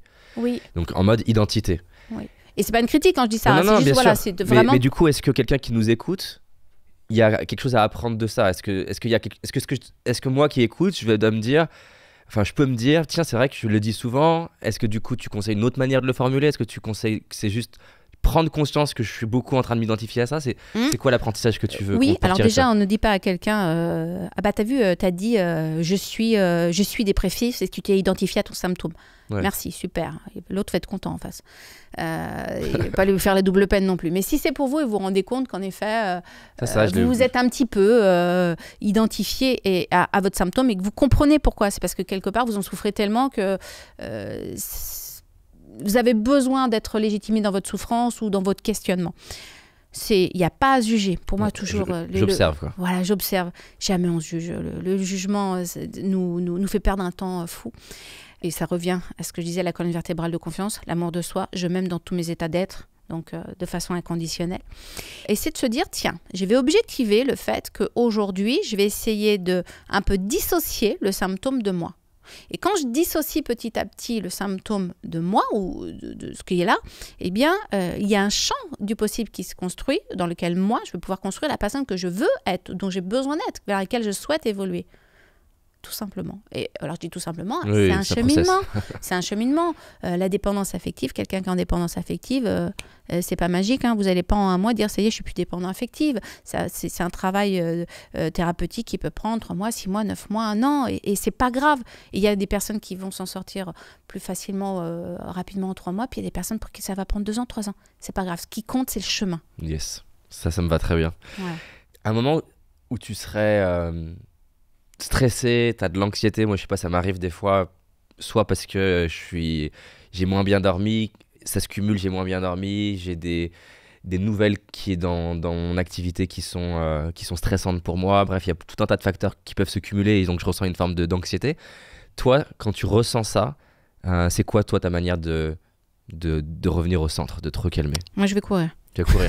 On en arrive à la course. Tu fais quoi comme course d'ailleurs? C'est du running, donc voilà. Et ça, prendre les baskets, aller courir. Tu vois, je te donne une anecdote. J'ai couru il y a quelque temps le Paris-Versailles. C'est beau, bravo. Voilà, non, voilà, c'était pas une grosse course en soi. Le plus dur que j'ai fait de ma vie, c'est un marathon. J'ai kiffé, mais comme je dis, il y avait une intox dans le truc parce que j'avais toujours fait que des 20 km. Le jour où j'ai fait ces fameux plus de 40 km, en fait, c'est vécu. Quand tu dépasses le premier 20 km, le deuxième 20 km, c'est ressenti 80. En tout cas, pour moi, c'était ça. Vraiment, c'était quelque chose d'intense. De dur. Voilà, de dur, mais je suis très, très fière de l'avoir traversé. Et notamment pourquoi? Parce que je fais beaucoup d'asthme. Et donc, moi, pendant des années, alors autant j'ai toujours été très sportive, mais il y a une chose que je pensais que je ne pouvais pas faire, c'était courir sur de l'endurance. C'est un muscle et tu vois beaucoup de sportifs de haut niveau qui sont asthmatiques et en fait, le fait de t'entraîner au quotidien, c'est ce qui te permet vraiment de pouvoir faire des choses que tu pensais que tu ne pourrais pas faire. Et moi, quand j'ai fait le marathon, il y a une chose extraordinaire qui s'est passée, c'est que j'avais cette gratitude de me dire, mais je respire. Ça paraît bête de dire ça, mais je respire. Pourquoi je redis ça? Parce que sur ce week-end, donc je faisais ce week-end-là que j'ai fait un Paris-Versailles, puis il y a eu une période où j'étais un petit peu plus dur, voilà, tu veux dire dans sur la côte. Ouais. Oui. Et à quoi je repensais? Je disais, Christelle, t'es en vie, t'es en santé, et surtout tu respires. Alors s'il te plaît, avance, kiffe, avance. Et ça vient d'où là? C'est-à-dire qu'il y a cette... Parce que c'est pas rien de réaliser, de mettre de la valeur sur le fait que tu respires. Il y a eu des moments dans ta vie où tu as l'impression de ne pas pouvoir respirer? Oui, déjà pour de vrai, physiquement, quand tu vis des énormes crises d'asthme où tu penses que tu vas mourir en fait. Et d'ailleurs, mon pire cauchemar aujourd'hui, moi, c'est d'imaginer, alors quand on parle, la liberté, c'est quand même des années de thérapie quand même, mais donc la liberté, le fait de manquer d'air ou d'être coincé dans des endroits, tout ceci fait sens, ça éclaire des choses, mais donc oui, le fait de manquer... Donc tu as vécu des moments dans ton enfance où d'un coup tu n'arrives pas à retrouver de l'air? Ouais, il faut savoir que notamment l'asthme, quand au niveau psychosomatique, l'asthme est un vecteur qui explique certains traumatismes qu'on a pu vivre. Donc moi, quand j'ai des personnes qu'on accompagne, que ce soit sur la clinique santé ou comme j'ai pu le faire en cabinet, c'est que je demande toujours quels sont les symptômes de vie. Parce que notamment l'asthme, c'est un grand classique de savoir qu'il y a eu une intrusion. Pas forcément une intrusion type viol ou agression, mais une intrusion de ton espace. Donc il y a plein de mécanismes, des choses comme ça qui sont à... Et ça peut être une intrusion psychologique? Oui, complètement. C'est exactement ça. Quelqu'un qui si vous avez eu un parent hyper intrusif, l'asthme va être un élément psychosomatique qui donne des clés. Comment ça se fait? Tu sais ou pas? Aujourd'hui, alors, si on s'intéresse, il y a eu beaucoup de travaux scientifiques qui sont encore en cours. Il y avait les travaux de Jung aussi, qui a travaillé sur ces éléments de langage et autres. Donc, on sait qu'aujourd'hui, on dit toujours la maladie, c'est la façon dont le corps exprime par le symptôme Parce que c'est l'idée, en fait, que on s'introduit, donc je manque d'air. En fait, nos symptômes expriment une partie de ce qu'on n'arrive pas forcément soit à conscientiser ou à verbaliser. Donc le corps va, d'une façon ou d'une autre, à un moment, somatiser et exprimer. Et alors, je rappelle aussi, parce qu'on dit, ah ouais, somatique, ça veut dire que c'est que dans ma tête. Non, somatique, ça ne veut pas dire que c'est dans ta tête, ça n'existe pas. Quelqu'un qui somatise et qui finit par développer un ulcère à l'estomac, il n'a pas somatisé, hein. Je veux dire, enfin, c'est pas que dans sa tête, il a vraiment un petit trou dans l'estomac, c'est pas du faux. C'est pas virtuel. Non, c'est pas virtuel. Mais c'est l'influence de la psychologie sur le corps. Exactement. Super intéressant. Courir, ça c'est une très bonne réponse et ça fait rire que ça fait du bien le sport et c'est assez dingue d'ailleurs comment il y a plusieurs études qui montrent, alors que ce soit courir ou d'autres, à quel point quelqu'un qui se met à avoir une routine physique, quelle qu'elle soit, peut être, et en anglais, je sais pas comment dire en français, il parle de keystone habit, donc une habitude clé qu'en déclenche d'autres. Donc c'est sûr que courir, si quelqu'un nous écoute qui est dans une phase un peu challengeante, faire du sport, je pense vraiment, que c'est... on est dans une j'ai envie de dire un peu une psychologie contemporaine, pour chacun d'entre nous, en fait, on peut pas, par exemple, quelqu'un qui va voir, je vais pas juste lui dire, on va parler que de ta tête, c'est pas vrai. Ouais, alimentation, sommeil et activité physique. Pas forcément sport, mais activité physique. Yoga, même 15 minutes, marcher 15 minutes tous les jours. On dit, qu'est-ce que je peux faire? Tu sais ce que tu fais? Tu poses ton téléphone, tu vas marcher 15 minutes. Juste 15 minutes. Yes. Voilà. Tout à l'heure, on en parlait, tu me parlais de la télé. Alors, il y a plusieurs sous-questions liées à la télé, je pense qui peuvent être, déjà qui sont intéressantes pour moi et qui peuvent être intéressantes pour tout le monde. Raconte-moi une des premières télés peut-être stressantes pour toi. Je sais pas, parce que soit c'est une grosse audience, soit parce que le format est différent. Et déjà, plonge-nous un petit peu, moment par moment, dans cette télé. Je dis télé, d'ailleurs, ça pourrait être radio, mais en tout cas un truc vidéo ou audio. Et comment tu te prépares avant, comment tu gères le stress, comment tu te mets dans un état où tu vas pouvoir... Alors ça va peut-être paraître étonnant, et je te le disais tout à l'heure au tout début d'interview, j'étais presque plus stressée de venir là que quand et de parler moi que quand je suis en télé. Alors il faut savoir que quand je suis en télé, j'arrive avec ma casquette d'expert, d'accord, d'expert en psychologie. Donc du coup, on est, je vais dire, dans sa fonction, dans sa mission. Et en plus, moi, c'est ma passion. Donc c'est vraiment, je ne fais pas d'effort à cet endroit, je kiffe ça. Mais quand je suis en télé, alors déjà, j'ai jamais été stressée. Ça peut paraître étonnant, mais j'ai jamais été stressée. En même temps, j'ai eu la chance que Faustine Bollard, qu'on me pose souvent la question, est-ce qu'elle est pareille dans la vie et professionnelle, c'est vraiment une femme extrêmement généreuse, de grande simplicité, qui m'a tout de suite super mis à l'aise. Donc je pense qu'en fait, j'ai eu un accueil et on a travaillé ensemble et c'était, du coup, je me sentais, comment dire ça, j'avais envie juste d'être utile. Donc, je ne pensais pas à autre chose que être utile. Voilà, je suis là, il y a une utilité pour ce que je fais. Le reste, j'y pensais pas. Après, en fonction des sujets, il y a des sujets qu'on travaille en amont. Après, si je suis un peu honnête, moi, j'ai jamais été la bonne élève, celle qui lit ses cours, et machin. Donc, c'est pareil en télé. Je connais le conducteur.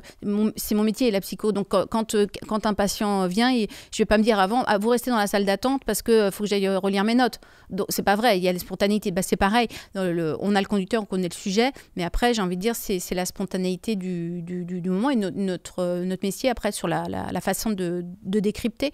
Donc je suis pas stressée. Moi j'avoue c'est un peu même trop bien. Et moi donc, c'est une récré même, j'adore ça. J'ai vraiment trop bien. Et donc du coup avec tout, ça fait combien de temps? C'est quoi la première télé que tu as fait Ça va faire la 7e saison là de Ça commence aujourd'hui. Ça veut dire ça fait 7 ans? Oui. Ok, et donc si la toi d'aujourd'hui, je pouvais la téléporter il y a 7 ans et tu pouvais te parler à toi-même, qu'est-ce que tu as appris? C'est quoi les 3 apprentissages que tu as appris pour être meilleur en télé? Alors j'ai appris que tu pourrais donner à l'ancienne toi. À synthétiser, aller focus, straight to the point. Quand on a une émission et on filme dans les conditions du direct et donc au moment où Faustine nous donne la parole en tant qu'expert, parce qu'il n'y a pas que moi, on est plusieurs experts, il faut vraiment pouvoir être droit au but. Voilà, aller droit au but, relever les choses. Donc il faut être très aller dans une écoute active pendant toute l'émission, c'est des témoignages et donc pouvoir relever, c'est qu'est-ce que je vais pouvoir apporter d'utile qui pourra servir à quelqu'un. Tu sais, cette émission, elle est exceptionnelle parce que Elle permet à... Moi, je dis toujours, elle est d'utilité publique, cette émission, parce qu'elle nous permet déjà de changer un peu notre état d'esprit des fois sur certaines choses, de revoir les choses avec un autre angle, un autre prisme. Et puis, elle nous donne des tips aussi, des apprentissages. Elle nous rend aussi parfois peut-être un peu plus humains. Voilà. Donc, Trop bien. Et du coup, cette capacité à être plus droit au but, comment tu l'as développée? Alors moi, je me synchronise beaucoup sur les gens. Okay. D'accord. Donc, je me synchronisais beaucoup sur Faustine. Au bout d'un moment, je commençais à sentir... Je savais quand est-ce que... même par rapport à l'émission, s'il fallait que j'ai un peu plus de temps ou si je dois aller focus, je me synchronise sur les... Voilà, c'est ça qui m'a aidé, je crois. Me synchroniser et savoir qu'après... Alors après, comment faire pour être beaucoup plus focus? Est-ce que, par exemple, tu t'es posé en disant, tiens, à cette question-là, c'est quoi les 3 points? Oui, ça, je me dis à l'avance, oui. Je me dis sur certains sujets, j'ai beaucoup travaillé sur ce côté, mais je pense que j'ai ça en moi, ce côté où j'aime bien extraire l'essentiel et aller directement focus. Donc par exemple, on prend le sujet de la confiance, tu vas te dire... les 3 éléments clés par lesquels il faut passer. Ouais. Ouais. Et donc ça, sur plein de questions, au bout d'un moment, ça fait que ça structure ton esprit à être capable de répondre direct. Oui, puis peut-être parce que je sais aussi que je peux aussi partir comment dire, j'ai une partie de moi aussi qui peut être tellement passionnée par plein de trucs que je peux partir dans tous les sens aussi, et c'est ok, hein, voilà. Mais donc, je peux avoir les deux. Si on me demande d'être focus, je vais être focus. Et si je peux être en mode, allez, là, je peux être un peu freestyle, je me l'autorise aussi. Trop bien. Pas en émission. Un autre sujet, on en a brièvement parlé, mais c'est intéressant. Donc, tu as cette activité où tu accompagnes des gens, tu es maman, tu cours, et effectivement, il y a une casquette qui est apparente, mais qu'on ne voit pas forcément, qui est la casquette de chef d'entreprise. Raconte-moi un petit peu, qu'est-ce qui a été un des plus gros défis dans le développement d'une entreprise comme ça? De passer de « j'ai un cabinet, je me gère moi », ce qui est déjà un vrai morceau.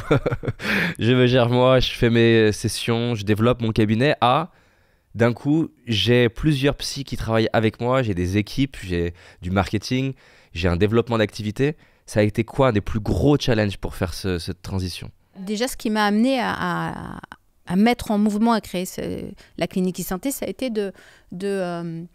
comment dire, je voyais plein de gens que je ne pouvais plus accompagner parce que je n'avais pas l'espace-temps pour le faire. Ça, c'était la première chose. Je me dis, mais je ne peux pas juste dire aux gens, je suis désolée, je n'ai pas de place avant 6 mois. Enfin, je suis désolée, mais je ne me sentais pas bien avec ça.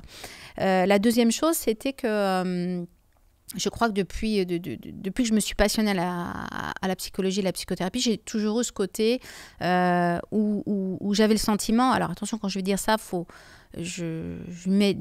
aujourd'hui, je suis un peu plus souple là-dessus. Je pense que quelques années en arrière, j'étais beaucoup plus vindicative en disant la psychothérapie d'aujourd'hui, elle est poussiéreuse, c'est n'importe quoi, il faut vraiment beaucoup avancer. Aujourd'hui, je suis plus modérée dans le sens où, quelque part, je pense que... Et pareil, pourquoi je le dis? Parce que le fait de ne pas être modérée, c'est bien à un moment donné de sa vie parce que c'est ce qui nous permet d'y aller. Et puis après, on avance et puis C'était ton sas à toi. Ouais, c'est ça, exactement. Et je voulais vraiment, et c'est aujourd'hui ma mission, je veux révolutionner le monde de la psychologie pour qu'elle soit adaptée à notre société d'aujourd'hui, accessible au plus grand nombre, et surtout que dans un travail de thérapie, on se voit avancer.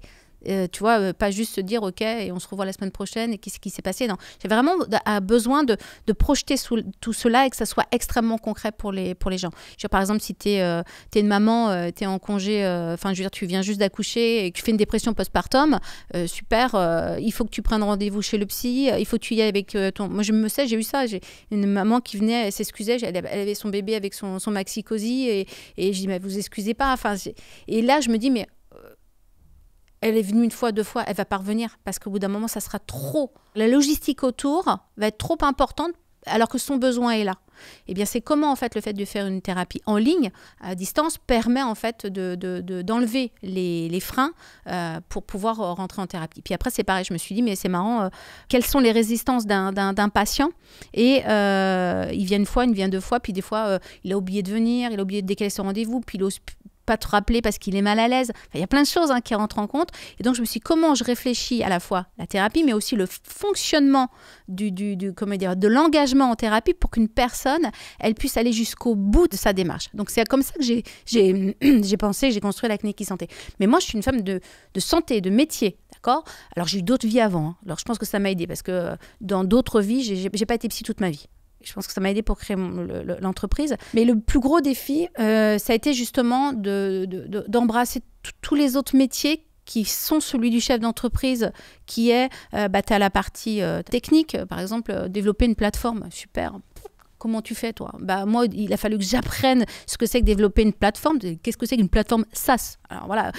Ensuite, le marketing digital, je ne sais même pas ce que c'était que le SEO. Enfin, toutes ces choses-là qu'il a fallu au fur et à mesure apprendre. Donc, j'ai appris plein de nouveaux métiers, mais avec une force, c'est celle de se dire que je le fais au service et pour une seule raison, c'est de faire en sorte que la psychologie soit accessible à tous et que mes valeurs puissent aller au-delà de moi, que je fasse, c'est le colibri, tu sais, je vais faire ma part et qu'après, au fur et à mesure, les choses puissent avancer.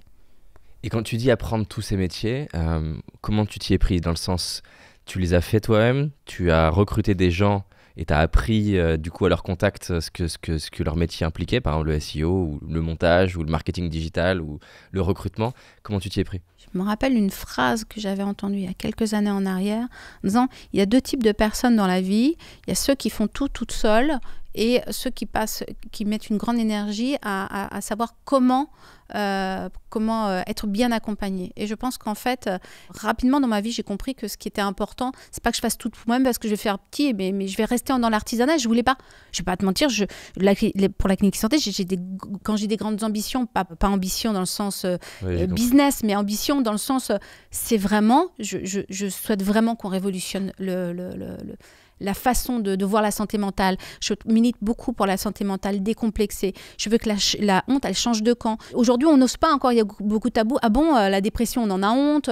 Je suis un peu une faiblesse, j'en ai honte. Moi, je veux que la honte, elle change de camp. C'est que quelqu'un, d'une dépression, pourquoi tu n'as pas été voir un psy? Vous voyez, tu vois, c'est vraiment dans cette démarche-là. Et c'est tout un travail à mener. Mais aussi, c'est quand quelqu'un, tu penses que tu as déjà dû entendre ça, et toi qui fais beaucoup de coaching, tu dis, de toute façon, j'ai été voir des psys, mais ça m'a servi à rien. Pour moi, c'était pas entendable. Ça voulait dire que le psychologue aussi, le psychothérapeute, peu importe, le psy, le thérapeute, il a une responsabilité de cheminement pour son patient et d'apporter des outils et aujourd'hui de pouvoir s'engager. Parce que je trouve que c'est quand même ce qui faisait qu'à l'époque, j'étais en colère contre les psys. C'est que je me disais, quand je faisais mes formations, je me disais, c'est super. Métier de psy, c'est qu'en fait, si le patient avance pas, c'est de sa faute, il résiste. On s'en fout. Hein, donc le psy n'avait ni obligation de moyens ni de résultat. Rien. C'est-à-dire qu'en fait, c'est toujours la faute quand je dis la faute du patient. Et moi, je me suis dit, non, le psychologue ou le psychothérapeute ou le thérapeute ou le coach, il a une co-responsabilité d'être là et de soutenir, d'accompagner, d'apporter des outils. D'où la psychothérapie intégrative, le fait qu'il y ait une boîte à outils pour pouvoir avancer. Non, c'est clair, moi ça me parle. C'est d'ailleurs à la base ce qui fait que j'avais une forme de rejet au début de la psychothérapie, c'est que j'avais l'impression qu'on allait garder la personne pendant des années sans qu'il y ait de changement, alors que moi ce que je voulais le plus, encore une fois, c'est qu'elle ait du pouvoir dans sa vie, qu'elle change des choses. Paradoxalement, dans ces dernières années, je lis Carl Jung et plein d'autres personnes et je vais chercher des trucs qui me nourrissent. Donc c'est intéressant, je l'ai fait dans l'autre sens moi. Voilà, mais c'est ça. Mais tu vois, après, on trouve ce point d'équilibre. Mais effectivement, il y a des très belles choses aussi dans la thérapie, dans la capacité à créer du lien, dans comprendre, par exemple, j'adore tout le travail de la part d'ombre de Carl Jung, donc c'est intéressant. Mais c'est sûr que la beauté des techniques plus modernes, c'est d'être branché, outils, changements concrets dans ton quotidien. On est censé avancer et pas simplement banaliser. Alors des fois c'est à l'autre sens, hein. T'as des coachs qui te mettent aussi une immense pression il faut que le client il change, ce qui serait l'opposé du coup qui n'est pas forcément vertueux non plus. Oui, et puis c'est là où, comme je dis, moi je ne m'étais pas dit, j'ai créé une entreprise qui passerait, qui passerait toutes ces étapes et qu'on est encore en train de faire des nouvelles étapes. Des fois c'est lourd, hein. Honnêtement, il y a des fois, il y a beaucoup de pression. Puis c'est quoi des trucs les plus durs pour toi dans ta vie entrepreneuriale? J'aime énormément les gens. Je dédie ma vie dans la relation à l'autre. Et quand je suis chef d'entreprise et que des fois, je dois prendre des décisions où je dois être parfois plus ferme peut-être avec certaines décisions ou autres. Par exemple quoi, licenciement? Non, pas forcément licenciement, mais par exemple, je peux pas être le psy de mon collaborateur et pourtant j'ai énormément, je les aime, j'ai beaucoup d'empathie, j'ai la chance d'avoir une équipe franchement mais tellement ils sont formidables. Je dis ils sont formidables parce que pareil, on peut traverser aussi l'entreprise, c'est jamais un encéphalogramme plat, on traverse des choses et le soutien, les choses qu'on vit avec les collaborateurs sont super, mais des fois aussi, il faut aussi dire, faut poser un cadre, des limites et c'est vrai que c'est quand même vachement plus sympa d'être le psy des autres que parfois d'être le chef d'entreprise, pas se mentir. Donc, tu as un rôle quand même perçu comme étant plus gentil que... c'est ça, je me suis rendu compte, et je te le partage ça, je me suis dit en fait c'était quand même pas mal ce truc de quand tu es le psy, le thérapeute et autres, tu prends soin de l'autre et on te donne un signe de reconnaissance là-dessus en disant il y a un merci. Quand tu es avec la casquette du chef d'entreprise qui dirige, qui apporte, qui met le cadre et les limites, en fait je me dis je peux te le traverser, je me dis c'est pas je vais être moins aimée à cet endroit-là, mais c'est pas ce qu'on attend de moi. Il a fallu que je me dise ce que mes collaborateurs attendent de moi, c'est pas de m'aimer, c'est que je sois solide pour eux et que j'avance à l'endroit du but et de l'ambition et que je les emmène à cette vision. Je leur dis on va aller là. Et je leur ai dit qu'on allait là et je vais y aller. Et j'aurai la force pour y aller même si on doit traverser les épreuves. Et parfois, c'est aussi d'avoir une certaine plus de fermeté.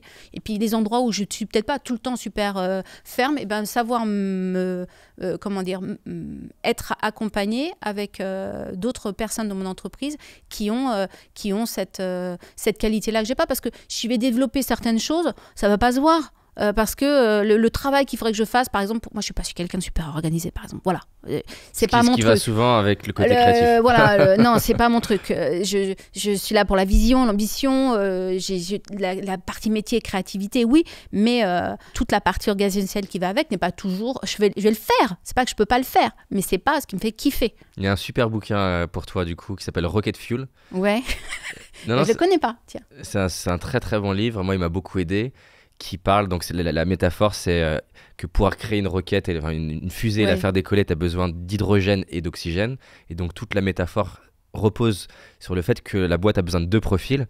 Un profil qui est le visionnaire ou la visionnaire, donc qui est plutôt créatif, qui a de l'énergie, qui est plutôt tourné vers l'extérieur de l'entreprise, donc les clients, la communication, les idées. Et un profil qui s'appelle intégrateur, qui est plus dans la structure, les process, les systèmes, l'organisation, la rigueur. Ça m'a beaucoup aidé en fait d'arriver à comprendre du coup quelles étaient mes forces, qui étaient beaucoup plus branchées visionnaire, où est-ce que j'étais en déficit entre guillemets, et d'arriver à avoir parce que le bouquin m'a aidé, c'est avoir une vision plus claire du profil du type de profil qu'on a besoin dans la boîte pour équilibrer mon côté créatif. C'est super. Je te remercie. Je vais le lire. Ça va m'être important. Mais je pense que et ce qui m'a aidé là-dessus, je pense que c'est l'intuition aussi qui t'aide parce que tu sais quelles sont les personnes dont tu auras besoin, et puis ensuite les personnes qui doivent correspondre à ton système de valeurs. Et ça, c'est aussi pour moi quelque chose d'essentiel. Yes. Tu es dans un sujet qui est la santé mentale, le bien-être des gens. On est en France. Alors, le monde a changé je le vois, moi, il y a 10 ans et aujourd'hui, la vision de l'entrepreneuriat s'est quand même beaucoup améliorée. Est-ce qu'il y a eu des remarques de gens qui ont dit « Attends, tu veux développer une entreprise ?» Le côté monétaire, le côté financier, est-ce qu'il y a des personnes qui l'ont mal compris, pas compris, mal perçu ? Moi, en fait, on m'a jamais... Alors déjà, le fait d'être entrepreneur, chef d'entreprise, c'est pas un problème en soi, parce que je pense que dans la santé mentale, d'ailleurs, en plus, les gens me disent même plutôt « Continuez, Christelle, on est derrière vous, allez-y ». Mais ce qui est dur, c'est plus de se dire que...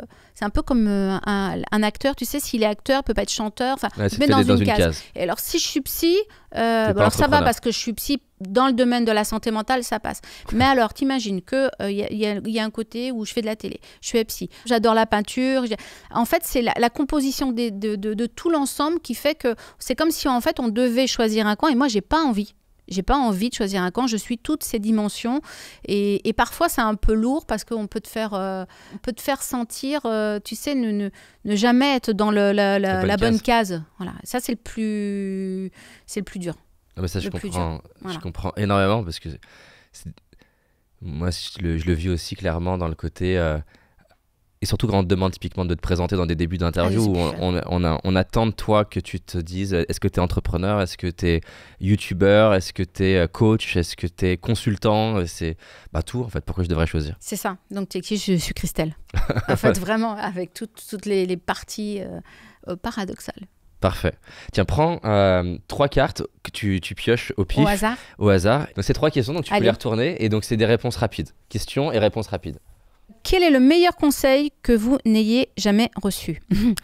Celui de mon père, qui m'a fait vraiment un beau cadeau, puisque en fait, il m'a toujours appris à oser, à pouvoir être totalement atypique et l'assumer. C'est beau. Et c'est en plus en phase avec ce qu'on disait. Il t'a encouragé à sortir des cases. Ouais, et pourtant, Dieu sait qu'il y a des moments où lui aussi, je lui en voulais, mais il a été tellement parfois à sortir du cadre et autres que quand on est ado, c'est pas toujours facile, quelqu'un qui sort du cadre. Et je râlais après lui et on n'a pas arrêté toute ma vie de me dire qu'est-ce que tu ressembles à ton père. Et aujourd'hui, je pense que j'ai un peu cette fierté de ça. Trop bien. Voilà. Mon talent caché. C'est plus un talent caché, mais on va dire que c'est quelque chose auquel je suis très, très, très, très, très attachée. Je pense, parce qu'à force qu'on me le dise, c'est pas toujours facile de parler soi, dire, mais je pense que je suis quelqu'un de solaire.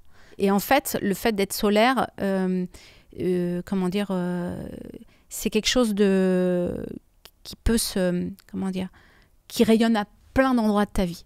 Et je me suis rendu compte à quel point c'était important d'être solaire, parce que il y a pas longtemps, j'ai traversé une dépression.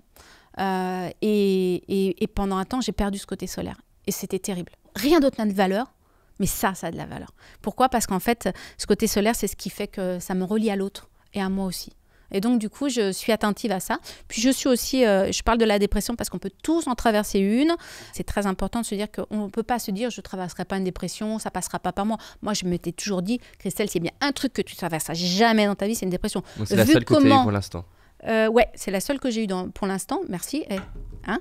On est toujours plus équipés avec le temps. Et du coup, je m'étais dit, je ne traverserai jamais une dépression parce que je suis tellement dynamique. Moi, j'ai l'impression que dans le biberon, on m'a mis du guronzan à la naissance. Donc, tellement j'ai la pêche. Et quand j'ai traversé la dépression, du coup, c'est le fait de t'être dit ça pendant autant d'années et le fait de le vivre.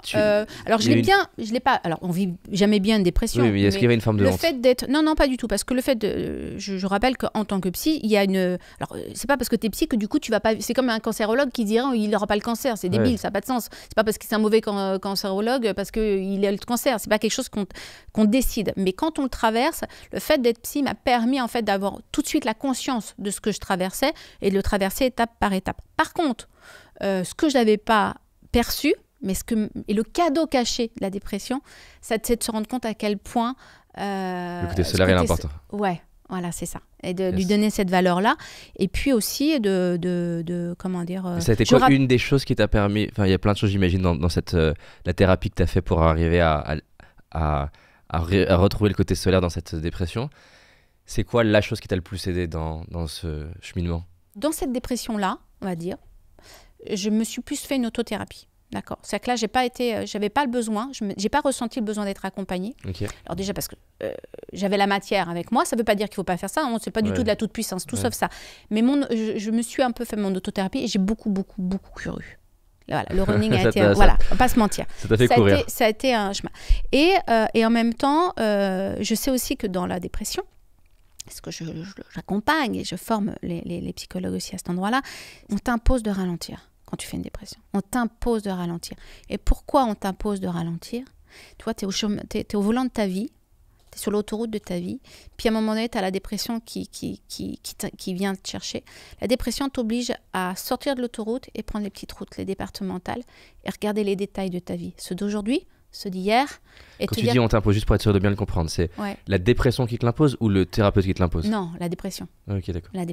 La dépression, quand je dis elle t'impose, elle te fait un cadeau aussi. Hein. Elle t'impose de ralentir. Et dans ce ralentissement de vie, de regarder les détails que tu n'as pas voulu voir jusqu'à présent. Et c'est le moment pour pouvoir les travailler, faire les changements et les mouvements. La dépression va te permettre donc de ralentir pour pouvoir questionner des choses et ensuite reprendre le bon mouvement. La bonne direction. Et la bonne direction et le bon champ d'équilibre. Trop bien. Merci. Troisième question. De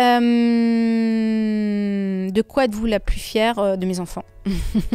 Clairement, ouais. Et quoi en particulier? Ma plus grande fierté, c'est que tous les deux, ils ont une connexion à l'humanité, à l'humanisme. Et ça, je crois que c'est la plus belle des choses. Magnifique. Merci Christelle. Voilà. Bon, c'est trop cool.